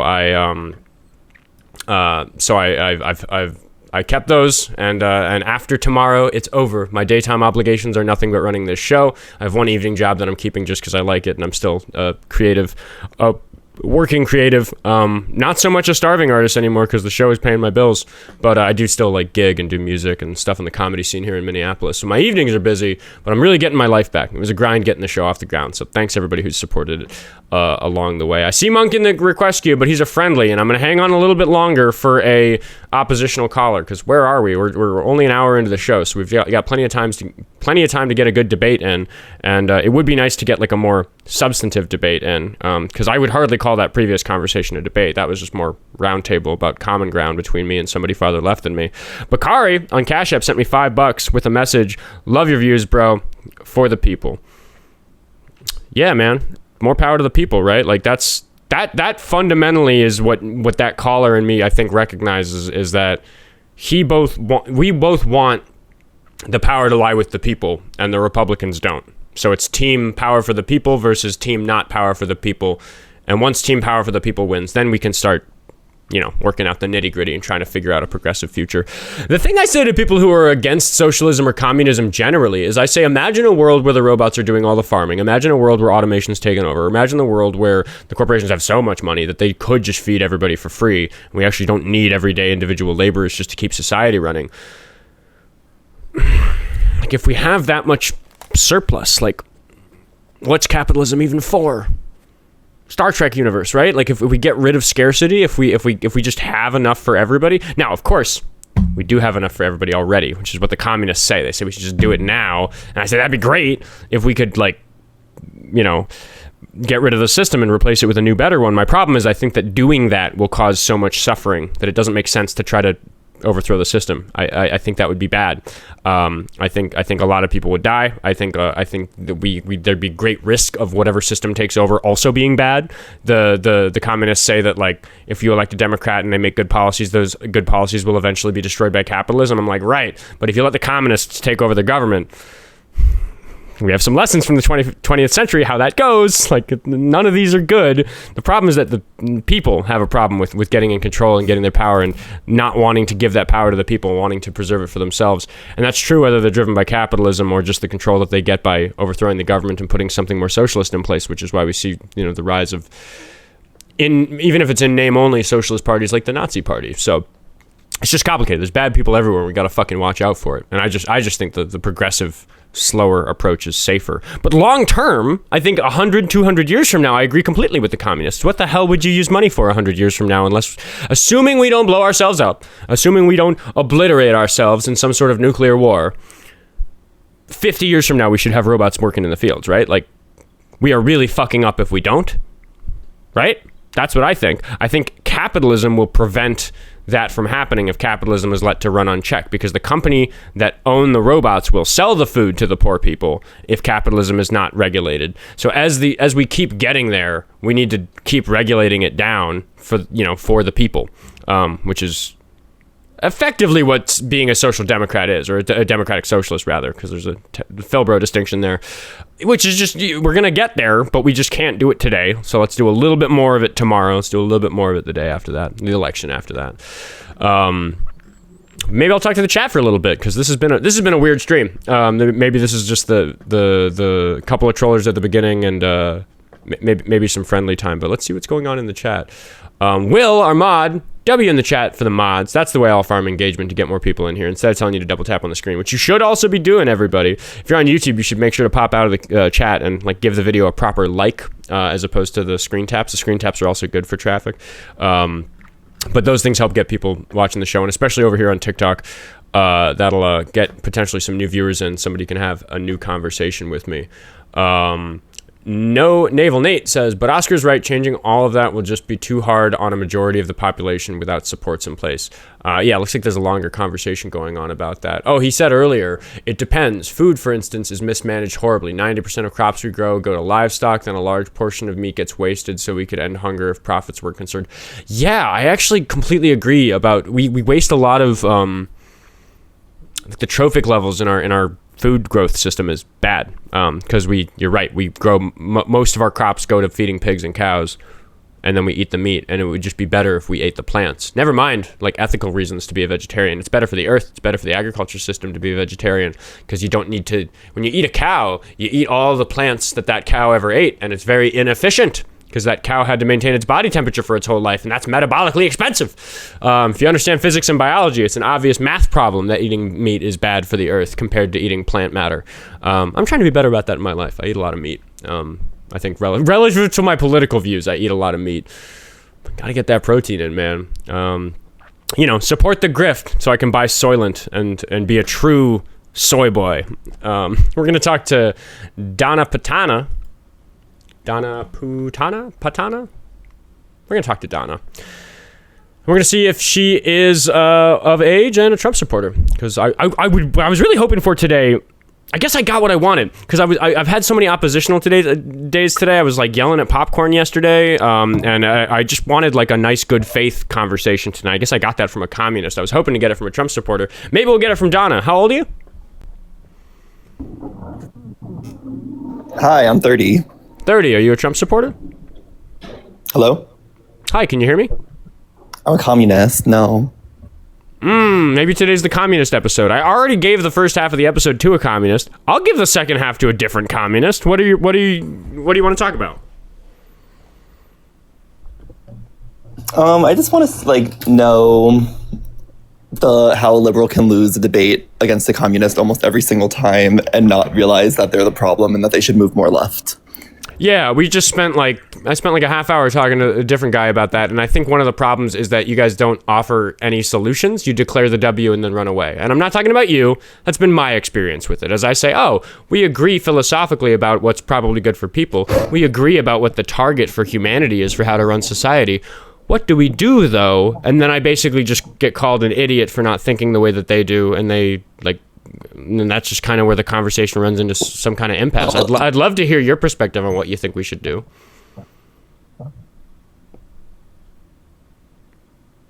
Well, I mean, I think doing the same thing over again is kind of like hurting that. I think Republican is the definite same person. If it hasn't worked out all these years, what makes you think that it's going to work in the future? You don't see that.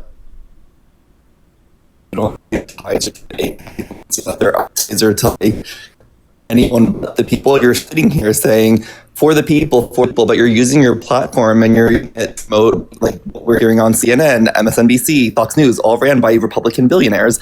So I don't really see how you're helping the cause either. Like you guys are saying, oh, you don't have solutions. Well, that's funny because you're just doing the exact same thing the media is doing. What is it I'm doing that you have an issue with?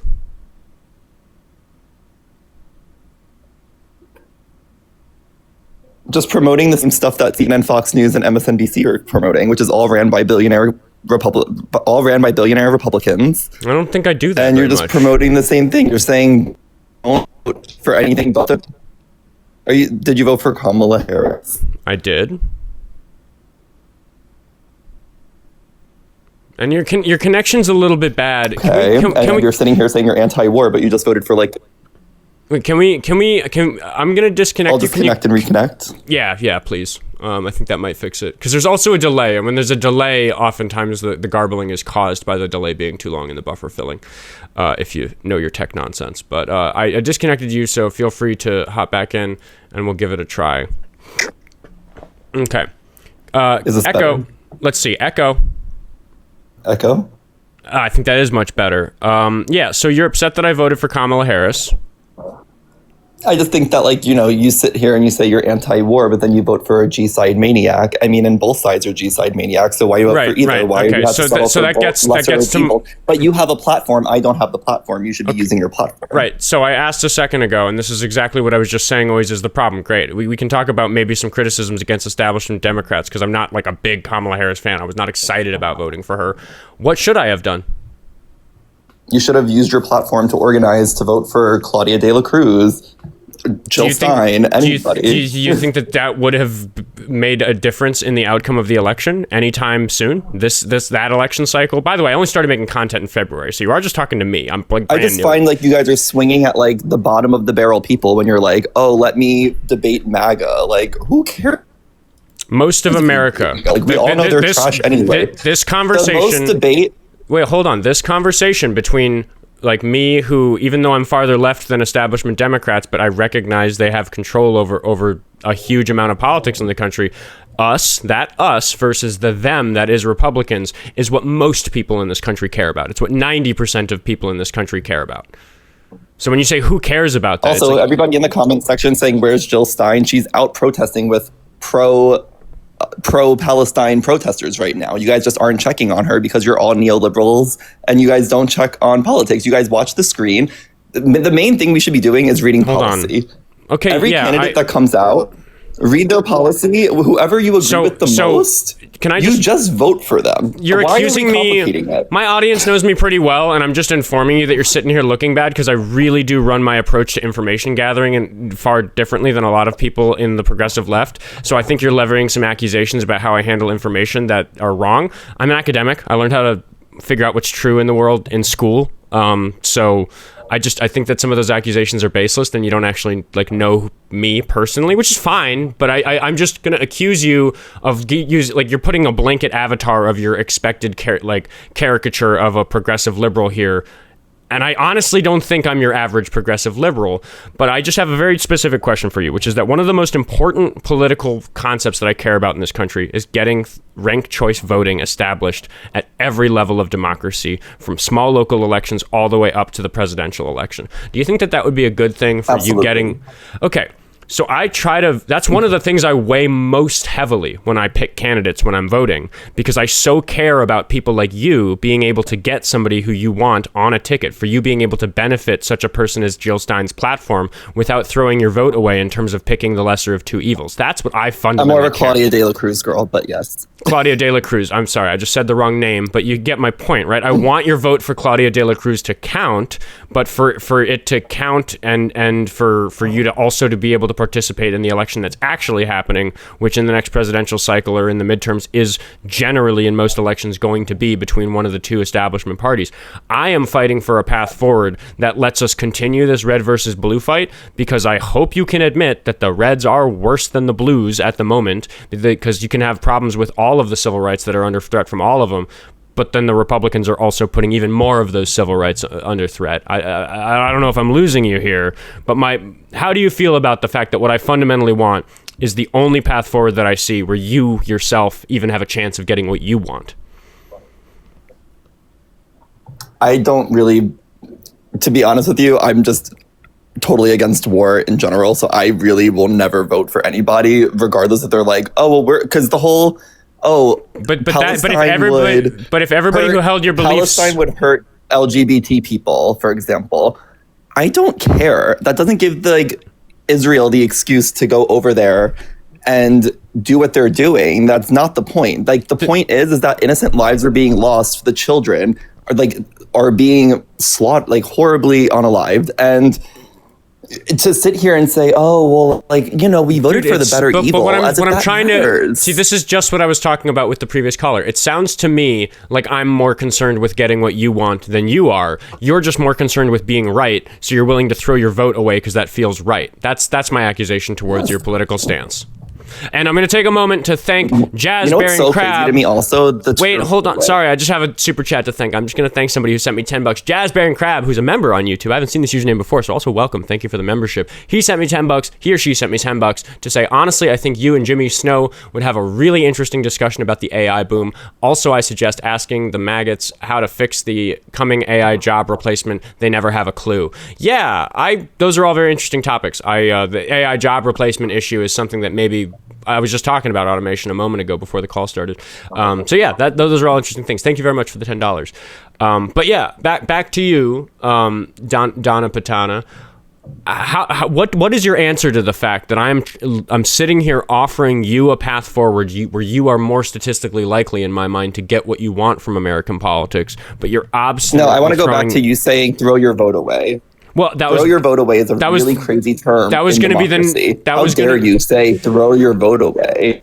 I think that you are disgusting. You are this is a democracy. There's no such thing as throwing your vote away. This is the cult mentality. I don't think it is. I'm not choosing anything. I think that if you want, I'm saying that your vote before would be. You started, you throw your away. It's semantic arguments, dude. We can label it whatever you want. If you're offended by the label throwing your vote away, that's fine. I can stop using it. I can say that what you're doing is casting your vote in a way that's less effective for getting the outcome you want. Because if my specific thesis, my specific claim against people who have your political perspective is that if you want a third party president, the shortest path to get that is to elect Democrats who will establish ranked choice voting at all levels of government, which I staunchly support. And then once that is the case, then you can get a third party candidate. Who are the Democrats that are doing this? I mean, there's ranked choice voting that it's no. Go ahead. Tell me the Democrats that are advocating for ranked choice voting right now. Who are they? The representatives in New York that got it passed for New York. Mamdani was elected because of ranked choice voting. I live in Minneapolis. There's ranked choice voting. Name like the majority of Democrats that you were claiming that like if we vote Democrat that they will get us ranked choice voting to make that work. Because from what I know for a fact is that Democrats have sued Green Party and possibly Peace and Freedom Party, but I know for a fact Green Party for sure off of ballots. Wait, hold on. I have a question and for also, you. this chat is so I have a rude. question Why are you for guys you. So nasty. I'm just talking to this guy. You're being pretty condescending. I have a question. How am I being condescending? I have a question. Can I ask a question? Yeah. Who do you think is responsible for the ranked choice voting that does happen in this country? Yeah, I'm sure that a Democrat did get it passed. Great job in one Democratic state. But where else are we talking about it? Where else is it happening? I listed two, more than one. It's also happening in California, right? I'm not educated about where. I can't list it's not every happening in place. California. I'm in Los Angeles right now. It's not happening here. We have Nithya Raman, who is like literally going to raise the LA. She's mini Karen Bass. It's literally mini Karen Bass, and they're slapping the word progressive on her. My mods are doing the work of getting the data for me because you want me to have the numbers. Will, who I trust in the chat, he's on the mod team. He says 17 states plus DC have ranked choice voting. There is progress happening in ranked choice voting, and that is something that you will benefit from. And I'm just going to accuse you of being ungrateful for the fact that people who you think are monsters are giving what you want and need in politics, and you can't even recognize it as the win that it is for you. Short-sighted, man. No, you're saying like I should be grateful that these people are supporting wars. Are you not excited? I didn't say that. Are you excited about ranked choice voting or not? Grateful. No, I'm not gonna applaud them for doing the thing that they should just be doing. They work for us. Yeah, they should be doing that. I'm not applauding them. I'm not gonna be grateful for it. Okay, if ranked choice voting it's becomes gonna take them 20 years. Excuse to get me. There. If ranked choice voting happens where you live, are you going to refuse to take advantage of it because you don't support the people who gave it to you? Would I have another choice of voting if it passed? No, of course I would have to use it. Then you would, if it's something that you would use if you had at your disposal, I think that you should be grateful for that. You should take that as the win that it is. Yeah, I would take that as a win. That would be great, but it's not happening. It is. It's in 17 states and DC. In DC, okay, whatever, but it's not. That's not whatever. That's majority of this country right now. That's not. That's majority a third of the states. The Democrats are fumbling on. That's getting a third done. of the states. have it in some capacity. I'm sure what Will means is they have it in some capacity or another, because not every, I don't. We don't have to wait for ranked choice voting to vote third party. Like, I don't understand that mentality. Just start voting. No, third but party. what I'm arguing is that if people on the left started voting third party because they listened to you, that would take more votes away from the Republicans than the Democrats, and then the Republicans would take over the government, and we'd end up in some sort of horrible dictatorship, and none of this shit would matter. You guys act no. Here's the other thing. You guys act like the Libertarian Party does not receive more votes than the Green Party. They do. Conservative third parties do receive more votes than leftist third parties do. So like the balance is there. Don't pretend and don't. You're spreading false information. That doesn't change what I just said about the fact that coming and trying to convince liberals that they should be third party in some way. Yeah, we should be. Why are you trying to convince that left? Well, you guys convince leftists to vote moderate and for war every single year. Am I wrong? You're kind of gish galloping now. Like we're just everything I say. Oh yeah, my God. God. Every time I say the question every year you get on here and you guys tell us. I can't. I don't even know what the question is because you're moving too quickly. What are we talking about? Yes or no? You guys tell us to vote for the better evil every single year, and you guys don't. What does that have to do with what we were talking about 18 seconds ago? Oh my God. Stay on one thing, dude. Like, what is this conversation? This is why people don't take you seriously. You're saying. What you just said something along the lines of, if I'm trying to get liberals to vote left, I'm taking votes away. However, I'm telling you, I'm like, well, every single year you guys don't jump on board with us and we jump on board with you. And how's that going so far? It's been going very badly lately. I had a long conversation about why that is with the previous caller, and then we talked about the path forward, and I'm just not understanding, how did voting third party go for you? How's that going for you guys? If we're going to play that game. It's going as good as it is for you. No, it isn't. The previous president was a Democrat, not a libertarian or a leftist. Yeah, he was a something. warmonger. Don't sit here. Is that better that he was a Democrat doing it? Team Blue was doing the war. I don't think it's fair to call Joe Biden a warmonger. He ended the war. What is he? He ended the war in Afghanistan. That'd been dragging on. Why are you laughing about that, dude? Did you watch the same things I was watching on Twitter in 4K in Palestine? Yes or no? Because I definitely feel like that was insane. And you're going to sit here and tell me that wasn't a warmonger right now. You're really going to sit here and say Joe Biden is not a warmonger. Not as big a warmonger as Trump. He raised the military budget. Not as big a warmonger as Trump. And I want to reduce so the better evil, warmongering. right? As if that's better. Yes.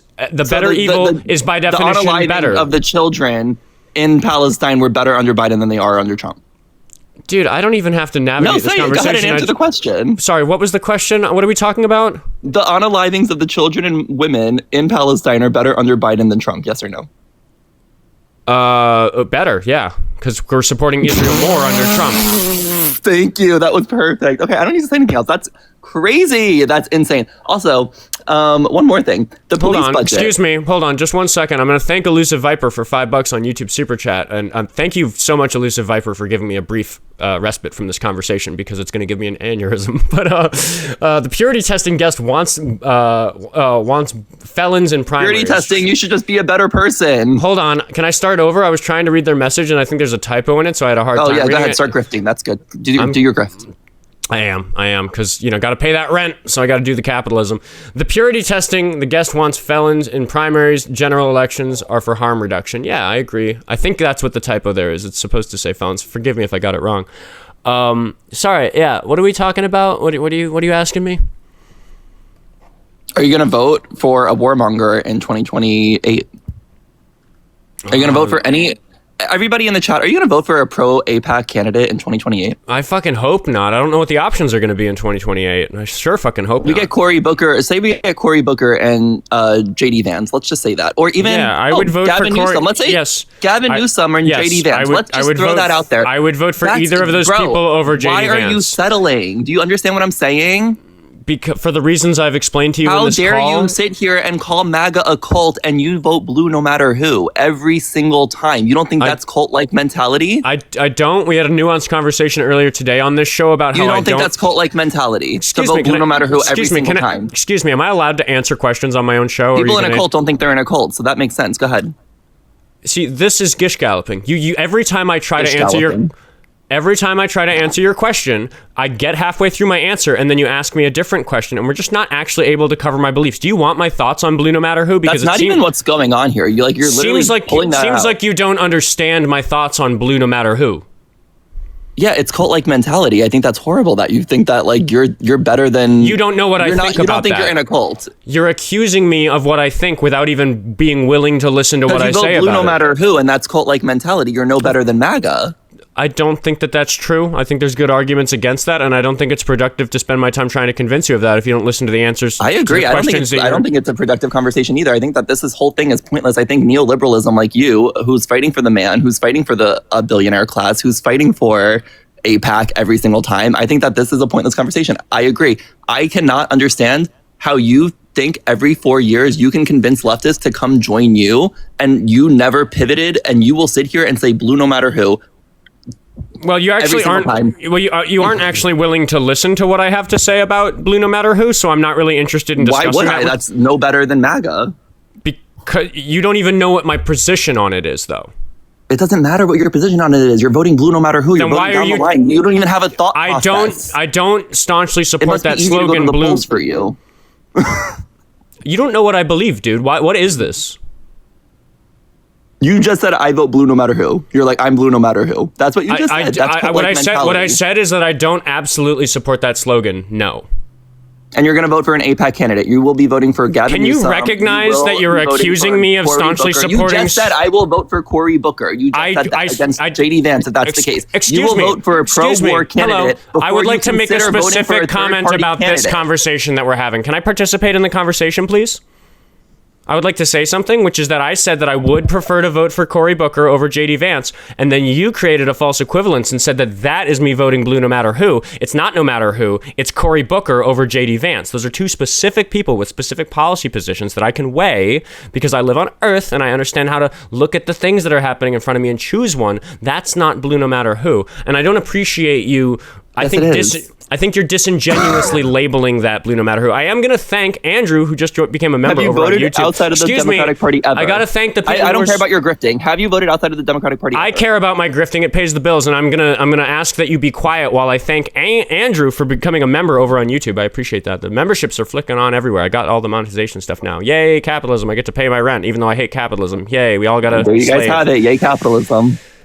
Yeah, what a glowing review that was. Anyway, Northern Cobra Chicken sent me $5 Canadian on YouTube Super Chat to say, can this caller have a bit of respect? It's gross listening to flat out disrespect, masquerading as a debate. Misread it, sorry. Yeah, I don't really think this is a very good debate. I think that you just have these big feelings and you wanted to share them with somebody and you don't actually care what I think at all. No, I think that you voting blue no matter who is definitely the biggest issue here. I feel like you should definitely... Have you ever voted outside of the blue party, yes or no? That's my question. Let's see. No, that's a no. I'm thinking about it. I've only voted I'm not that old. I'm thinking about it. I think I've voted for a couple of local people who are third party over the years. Yeah. That's good. Because again, you've been sitting here accusing me of blue no matter who, which I sometimes like say that for the midterms, like we have like a red versus blue thing that is important, but in general in my life I don't support that slogan, and you just keep sitting here and accusing me of that, and I'm having a hard time understanding if you want to come on here and talk to me about my political perspectives. Don't you think that actually talking about my political perspectives would be more useful than just accusing me of believing something I don't and then going off of that? I mean, you just said that you've only ever voted blue in the presidential election or any other. That's true. Bigger elections. But you said you think you might. Well, hold on. Does Bernie Sanders doesn't count, does he? I voted for Bernie Sanders in New York in 2016. He's pro APAC at this point. The left party has. I mean, don't get me wrong. Shout out to Bernie Sanders. Did he count in 2016? I voted for him in the New York primary in 2016. That's great.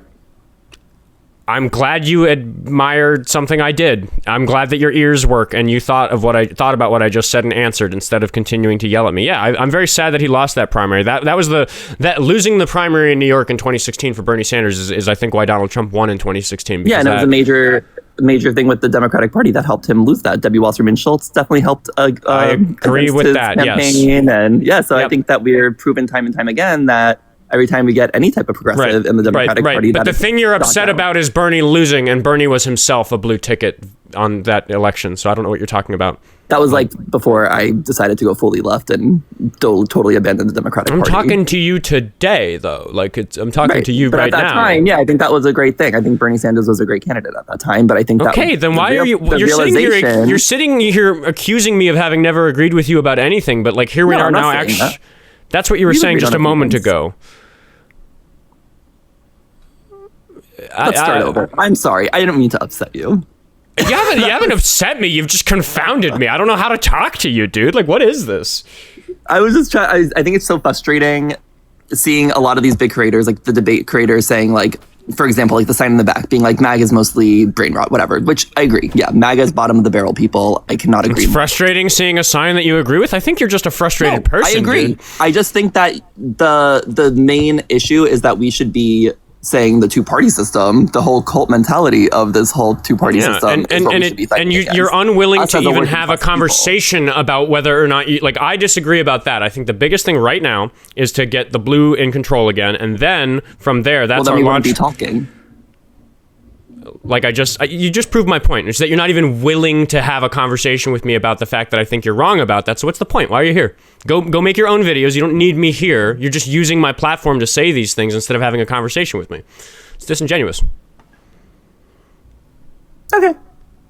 Yeah. Well, anyway, I was just hoping that people would maybe one day decide that the two-party system's evil and just hopefully read policy. I do think that the two parties... Wait. Hey, everybody. Me and the caller agree. I think the two-party system is evil. I'm actually really fastidiously working in my political discourse against the two-party system.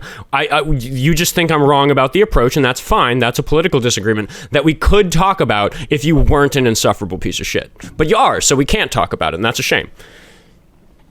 I don't want to say I'm insufferable. I would say people like you who use your platform to just spew all the same talking points as the billionaire class does to protect the patriarchy is a little more. I don't think I do that. Anyway, I'm going to think. Wait, hold down and try to debate mostly leftists because you would get mopped by leftists every single time, and that's why that sign's up there because you know you can't beat people that are on the left. Try debating Madeline Pendleton. Try debating arguably Samala. Try debating real leftists because I feel like deep down you will get mopped by leftists, and that's why people like Dean Withers and all these people sitting here with these MAGA signs behind them, they won't debate leftists. You guys disconnect every single time a leftist comes up here. But I'm talking to you right now. Mm-hmm. So what you just said is necessarily false of me. No, I'm not saying you always. I'm just saying a lot of these creators. I said these creators that do these things with these signs in the background. I got a super chat to thank. Right. Jazz Baron Crab, thank you so much for the $5 over on YouTube Super Chat. People like this make the rest of the socialists and communists sound like absolute clowns. Get a grip, good God. Yeah.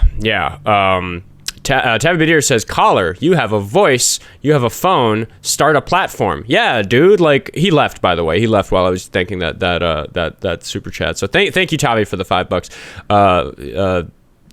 Wait, what is happening today? I think that was a runner. What an interesting show. I had a conversation with a leftist about what's wrong with every conversation I have with the leftists. And then we had a leftist show up and do every single one of those things. What a beautiful, like in terms of producing content, I'm sitting here being like, this is the episode. I will always remember that episode 52 is my answer to why I struggle with talking to leftists. Because I really do want to talk about leftist ideas. I always joke that I'm like teetering on the edge. I'm going to fall over the edge of the establishment Democratic Party and stop being a democratic socialist and start being a leftist. And like, first caller recognized that he and I are like 3 inches away from each other on the political spectrum. And then the previous caller thinks that somehow I'm buddy with Trump. I'm over here in the MAGA party and he's all the way over there on the left. And it's like, no, buddy, like you just got to put someone like me in the correct spot on the political spectrum or you're going to look like a nincompoop. Because most people who are willing to take in a nuanced argument about anything recognize that I am a mostly like there's a real blurry region between liberal and leftist. And I'm definitely in the blurry region. For the midterms, I'm a liberal. After the midterms, I can't tell. I don't know. I think that if we lose the midterms, we on the left, that might be, I might have to announce it to the public. That's it. I'm done. I'm going to be a leftist now because we fucked it. It was our last chance to preserve democracy in this country. The fascists won. I'm team leftist. That might happen, and then I'll get called the right's going to call me a flip-flopper or whatever for changing my mind, and I will just say I updated based on what was actually happening in the world. So, you know, if we get there, we get there. But so warning, Oskar Quentin followers, we're a liberal platform right now, but we're so goddamn close to leftists that it's not going to take very many shots as the Civil War starts for me to start rallying, you know, my side to fight the good fight and fight for the people, fight for more power for the people. That's the team, right? All power to the people. That's the team that the Constitution and the Declaration puts us on, right? We the people. That's what it's all about. That's what democracy is. Power from the people. That's what it is. I don't take leftists seriously if they don't realize. Here's what I'll say. Here's really what is interesting. I think that the leftists like that one don't recognize. And I'm going to take a moment to thank Elizabeth for the $15 on Venmo. She said, "Hey Oscar, thanks for your insights. You're clearly not a cult member. The gaslighting is unreal with this guest. They speak in a way that is actually dehumanizing and disconnected from reality, more like a cult member than you." I agree. Thank you very much, Elizabeth. But I think if the leftists want some sort of overthrow of the government and they want society to collapse, which I just so sincerely don't want, I think that they're ungrateful for the fact that when that day comes, I'm giving them their army by having a platform that's fucking palatable to everyday thinking people, because I just don't think that guy's platform is sensible to fucking anybody. And I'm sitting over here being fucking a voice of reason, or trying to be as a liberal, where it's like, hey guys, we have some serious problems. I don't want people to start having to exercise their Second Amendment rights. I don't want there to be a fucking civil war, but that's the type of shit that happens in a country when the Constitution isn't being followed. But making more people think like me will make the left side bigger than the right side if such a time comes, because I'm sitting here agnostic as to whether or not I'll be a liberal or a leftist 1 calendar year from today. 6 months from today, sooner than that, right? The elections are soon. Yeah, so I don't know. It's utterly fascinating. I'll declare it friendly time, and I'll bring Monk up. We'll see what Monk wants to talk about today. But what an interesting day to get both sides of the leftist spectrum in terms of sanity. How you doing, Monk? I'm doing okay. That person made me do something I've never done before in my life. What's that? I donated $3,000 in her name to the Republican Party. You did what now? I donated $3,000 to the Republican Party in her name. Well, that wasn't good. Don't do that. That's okay. I gave like $10,000 to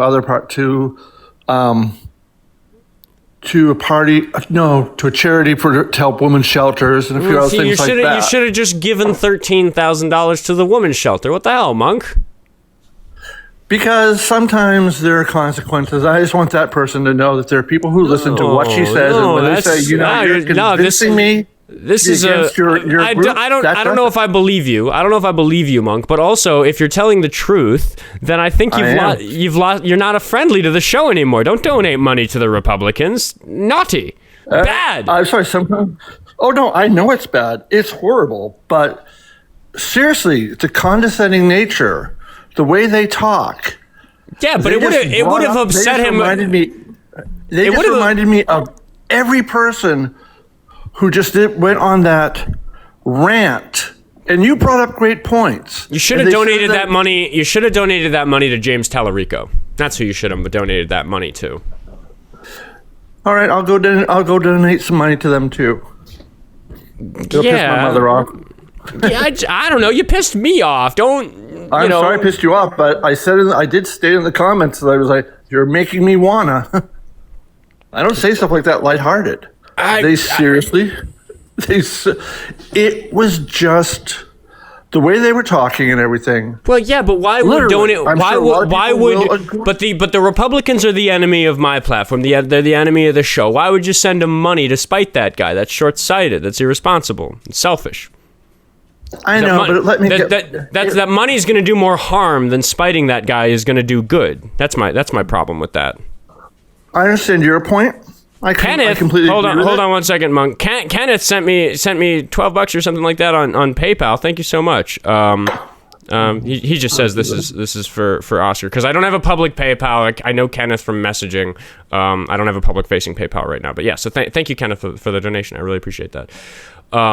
But yeah, dude, what the fuck? Why would you so? Oh, thank you for the Galaxy, Monk. I appreciate that. But you would have done more good if you sent me $3,000. Send me $3,000. Don't send it to the fucking Republicans. What's wrong with you? I'll send you $3,000 if you start automatically kicking people like that because it was a pure waste of my time to listen. I can't permanently change the rules of the show for you. So I'm not going to say yes to that. But yeah, what? Okay, then I'm not going to say yes, but you understand my point. No, right? You put on great debates. You explored great ideas. For a half hour, we just listened to Oscar state, I'm a reasonable person, I think this, to which the other person's intellectual response, I honestly boils down to spit at you in a condescending manner. Have you not watched the show before? That's like half of the show. It happened to be a leftist. It's usually half an hour. It's usually but I usually give a half hour to a Republican who's doing the same thing. What's the difference? No, but with a Republican, at least they're kind of listening and stuff, but they literally weren't listening, and they were on a soapbox screaming. And you were platforming that soapbox. You were platforming the fact of I'm morally superior. I can do no wrong. I'm going to be on this platform. I'm going to say what I want. I'm going to accuse you, and I'm going to take advantage of your good nature. That's what they did. And I called him out for it, and I think everybody knew that. You did. How many times did you call it out? Dude, a bunch. I don't know. I'm going to review it later today. 28 times. Did you count? I think I counted 20. Yeah, I'm autistic. I think I counted 28 times. Okay. I don't know. I just think that I still just think that my bottom line is going to be that it was misguided of you to so benefit the Republican Party to get. Oh, you're right. It was such a random dig that people are going to forget. Again, you're absolutely right. I had an emotional response because they triggered me. I probably should have walked away. Yeah, well, if you have those sort of emotional responses, then you should definitely wait a day before you make those sort of financial decisions. That would be my broader piece of advice, probably. It's a minor thing, but it's people like that drove me out of America. That's why I moved to Norway. Oh, how are you enjoying Norway? Oh, Norway's awesome. I'm flying back for the midterms, and I'm voting blue no matter what because of the consequences. Are you allowed to vote if you're not living here? You gotta live here enough, right? So long as I have residence, I come back every 3 months, which I do. And I pay my taxes. If I'm paying taxes, and I have residence, I'm just taking long vacations in Europe. Okay. Yeah, the chat's backing me up. I just wanted to make sure you're not breaking any election rules. I'm going to move on because we've got other people in the queue. I wanted to argue with you about Mac versus PC. That was really what I wanted to do. Macs are easier to use. PCs are more capable. It's been that way for like 40 years at this point. I'm a PC user because I'm skilled enough at using them that even with similar hardware capabilities, the PCs are just more capable for me. That I recognize for people who are less technologically capable, Apples are better, Macs are better, but Mac is also just more evil than Microsoft. Mac has a monopoly on their hardware, whereas Microsoft doesn't have a monopoly on the hardware that their software runs on. So Apple's a hardware and software monopoly. Microsoft Windows is kind of a software monopoly over the Windows ecosystem, but they at least allow competition among manufacturers, which I think has given better diversity of product in Windows computers. But there's also benefit to there not being diversity of products because it means that software might not always run properly on every hardware configuration, whereas they have so few hardware configurations over at Apple that they're actually able to test that everything works properly in the sandbox, which again adds to their reliability. It's a very interesting, nuanced conversation to be had about that. It's not very valuable to my show. We're going to talk to, oh my God, what year is it? What day is it? 9 minutes left in the show. What is happening? We're going to talk to Ricket. Riket? R-I-K-E-T. Is this a debate? Are we going to get a MAGA debate here at the end of the show? How old are you? 21. Friend or foe? Friend, unfortunately. Okay. That's okay. It's the last 10 minutes of the show. I don't have rules for this part of the show. What's up? Bet. Okay, so I've been watching you for probably 2 weeks since I saw you on Instagram, and I've written down a couple of things I wanted to talk about because I have some interesting things here. I think. Okay. All right. So number one, specifically, is I think how people get sort of indoctrinated into that sort of alt-right pipeline. There was a conversation you were having with another caller recently, where they mentioned their age. And you mentioned something along the lines of how this sort of cruel rhetoric has become so common and normalized. If that rings a bell? Yeah, that's probably when I was talking to one of the 18-year-olds, right? Yeah, I think I remember the conversation you're talking about. It's something. It's one of the ways I choose to start conversations with younger people. Is I start by kind of pulling the age card a little bit. What's oh yeah, you were in elementary school when Trump took over. So yeah, exactly, and I was too. So that's why I think I have a very interesting perspective on this. Because I grew up in fucking 2016 YouTube, and Leafy's here and iDub started spouting the N-word and telling them people to kill themselves. Or I apologize if I just said that and got you flagged. My bad. We'll see. I hope not. It'll be your account, not mine. That's okay. I don't use TikTok anyways. The flag for that one's really fast. I think you're in the clear. Let's go. Okay. So specifically, as I'm a Canadian, for the record, I have no stake in this, but we did follow the 2016 election growing up in class. You have some stake in it. I recognize what's going on up there. My mom's side of the family's to be fair, Canadian. Annexing and all that fun shit. But yeah, so we were following the 2016 election when Trump was initially blowing up in class. I think I was in about grade 6. And specifically, the large... we essentially had a big debate in class on who we would have voted for if we were there. Ironically, we all chose to vote for Trump because we thought it would be funny. There are a lot of people, particularly the first time around, who had a perspective of we've been doing the same thing in American politics forever. Fuck it, let's elect Donald Trump. Right? See what the fuck happens. I grew up in New York. I lived in New York when he started his campaign. So I moved to Minneapolis in, I think it was the summer of 2016. That's right, because I voted for Bernie in the primary, but I no longer lived in New York by November. So as a New Yorker, where Trump was a local celebrity who had been a Democrat for much of his adult life, a lot of people saw it as oh, this is one of our local assholes. We could elect one of our local assholes. Sorry, yeah. Yeah, I mean, people looked at it that way. And I will admit, even this is 18-year-old me, telling the, 20-year-old me telling the joke of wouldn't it be funny if Donald Trump was president? How crazy. But then once he won the primary, I was okay, hold on. Guys. Oh, shit, this actually happened. He's got some very, very reprehensible platforms he's running on. This is the Republicans are really getting behind him. This is kind of scary.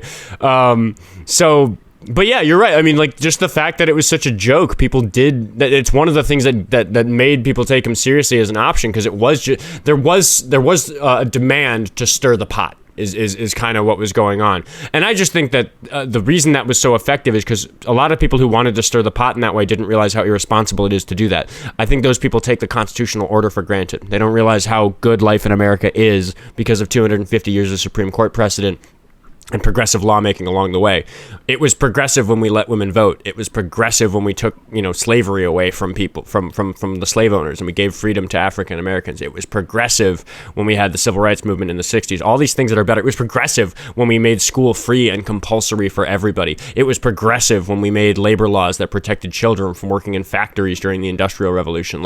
All of these things are it's just the same thing every generation. We look at some shit that's going bad and we try to make it better. And I think that people who wanted to upset the order to get some big change don't realize that we're sitting on top of a Jenga stack of decades and decades of progress, and it's we can just keep building it taller. The Jenga analogy is not all that great because we're talking about paperwork, not Jenga blocks. It can continue getting better, but if you go and start over, you're going to realize that when you start from the foundation again, you're a lot farther than where you were just a second ago before you let it all collapse, which is my problem with the leftists, is they want to knock this shit over and start over, and they just fucking take for granted how good life is in a republic that's been working to have progressive values for hundreds of years at this point.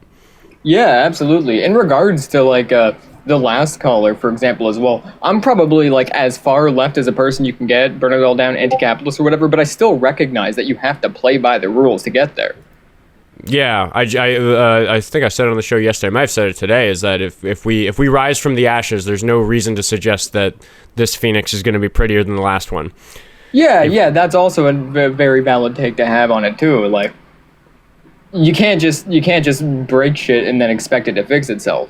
I mean, forgive me for having like this lowbrow explanation of it, because it is based in a more nuanced argument. But I've seen enough movies to know that if we start over and we let society just sort itself out, it's going to be the most rapey, warmongering gangsters who are like running the cannibal gangs after society collapses. It's those people who win when there's a societal collapse. And I fear there's a significant amount of people that want that.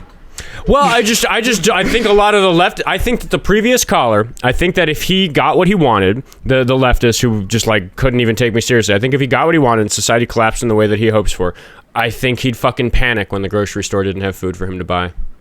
Oh yeah, for sure. I don't think he'd know what to do. I doubt that dude has worked on his self-reliance. I don't think he's as confident on living off the land as somebody like me might be, because I've spent a lot of time in wilderness off the grid. Love that stuff personally. Yeah, hell yeah. All right, I don't want to take up too much of your time here at the end of the show. So I have two more things I want to mention here. I'll keep them quick. Sure thing. Number one, I also find it very crazy that the Republican Party and conservatism and that sort of cruelty and rhetoric was able to take off back then when objective facts were a reality, and now we have an AI propaganda machine where people can make up problems in their head to get mad about and actually create them and share them. Yeah. There's so many claims that people bring me on this show where I'm just like, who told you that? What are you talking about? That is not a real thing. That's not happening. That is made up bullshit. That is just complete fucking nonsense. But people buy it. I mean, there's that, you can just imprint on somebody enough if you see it scrolling on Facebook enough. I'm on Facebook now because I upload videos there. I have 30,000 followers on Facebook. And so every day, part of my routine of doing the production schedule of this show is after I get the clips done is I get them pushed out to Facebook. So every time I load it up, I get one screen, because I don't scroll, and I get one screen. It shows me something. And everything that it shows me is fucking nonsense. Even the stuff from the left. I don't use it. I don't engage with it. I don't curate my algorithm on there. So it just tries with me. It's like, here's a meme. I'm like, that's reprehensible. That's fake news. That's bullshit. That's fake news that supports something I want. That's the worst kind of fake news, because it makes me look bad. Ugh. Yeah. Facebook's getting as bad as Twitter. There's a cesspit on there. My partner's mother one time came to us with this whole thing where apparently she believed that schools were trying to install litter boxes for kids becoming furries. Where do you even get that? How do you believe it? People just, I don't know. I mean, I do kind of know. It's worth studying the fact that people scroll and see these things and believe them. It's fundamentally what's driving the problem in America right now. Even if, the previous caller might disagree with me, yeah, that's the prompt today. MAGA's mostly brain rot. It's fucking brain rot memes that are driving our elections. We are living through the fucking meme wars in America right now, where fucking dumbass Facebook memes have more political clout than people who've dedicated their entire lives to understanding how the world works. That's a fucking shame. And now they can just generate those memes at an instant. It sucks. But all right, and last thing I wanted to mention here, this one isn't even political. This one's coming at you as a music nerd myself. Okay. Have you heard of the soundtrack of a game called Mugenics? I've not. Okay. If you do end up looking into it, it's got a very cool theater jazz fusion vibe. I'll look into it. I'll write it down. What is it? Hell yeah. The game's called Mugenics. If you look at any of the songs from the game, I would personally recommend Them Kitty Bones. Okay. I always like taking a random music recommendation. Hell yeah, sick. Yeah, it's like jazz, but if it was like a boss theme in a music theater, it's pretty fucking cool. I dig that. Hell yeah. Yeah, thanks for calling in. I appreciate having a friendly note at the end after that. Yeah, of course. Sounds great, man. All right, I'll talk to you later, Oscar. Love you, bro. Catch you, dude. W's in the chat for Rickett. Brought notes. I like it when people come prepared. I wish more of my opposition would come prepared. Saw Fawcett in the queue. I don't think I have the energy for Fawcett after 2 communists. The first communist kind of built up my energy, and the second one sucked it away. Fawcett, if you're listening, you're not deplatformed yet. You're not banned from my show yet. Fawcett might be the bit, you know, if we have this 2-dimensional spectrum of like how represents like political spectrum, right? Like how far right, how far left, and then the top and bottom is like how functional they are at a conversation. Because there's plenty of people who are liberals who are just bad at having conversations. There's no place on a panel like this. And then there's people like Popcorn or whoever who are super duper far right and messed up, but like can't have a conversation at all. Fawcett, for how, like, he's very fast-paced, high energy. Like, he conversationally, just never mind politics, just articulately, he and I are in the same weight class. Like, he and I yelling at each other is a show, in my opinion. But he's like, you know, he's a monster. He's horrible. Fawcett said he would date younger if the law allows. Maybe Fawcett does get deplatformed. Maybe I'll ask him about that if I have him back on. Anyway, that's the show for today. Today was an interesting one, and I do love it when I have a show where I'm like, today was not your normal episode of Oskar Quentin. It's gonna be like, the thumbnail is going to be like one good communist, one bad communist. But I will take a moment at the end of the stream. If you're here all the way at the end, especially if you listen all the way through the VODs on YouTube, if you're binging me, if this is a moment where you're like binging me and you're driving, you're thinking, oh, I got to get my phone out and change to the next one because I'm binging Oscar. Take a moment to consider going to the link tree in my bio and following me on the other platforms. The place that really matters right now for follows, just in terms of getting the numbers up, is the backup accounts on TikTok. So that's Oskar Quentin 2 and Oskar Quentin Music on TikTok, because my main account is just Oskar Quentin. Because it would be really great to get all the platforms above 10K followers, which is super daunting because I just got the main platform above 10K, so the other ones are not even close. They're both under 1,000. But I will just, full transparency, say the reason that I'm going to start pushing that as like the follower goal, because I've monetized in every conceivable way everywhere else. I don't need help anywhere else. So in terms of making sure that the show keeps paying the bills, all the monetization is working, and it's just, you know, donations and stuff are sitting on top of that. But I split my clips across 3 TikTok accounts because I use TikTok to edit the subtitles on the clips, and then I don't want to like bomb the main account by just like putting like 20 clips up a day. So I spread them across the 3 accounts.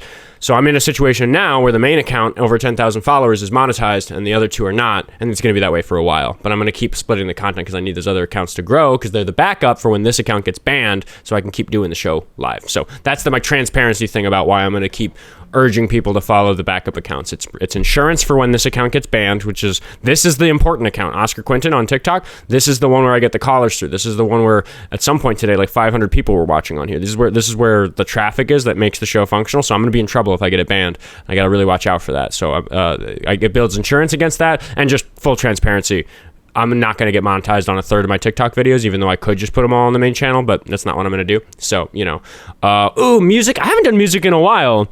No, I'll do maybe tomorrow. What's tomorrow? Thursday? Probably not tomorrow. I have a gig tomorrow night, so I'm going to get off the show right at 3 p.m. So I can get to my 6 o'clock gig after some packing up and stuff.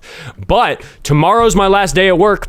The show will be at 1 p.m. Central Time, and after that, it'll go back to 10 to 12 Central Time.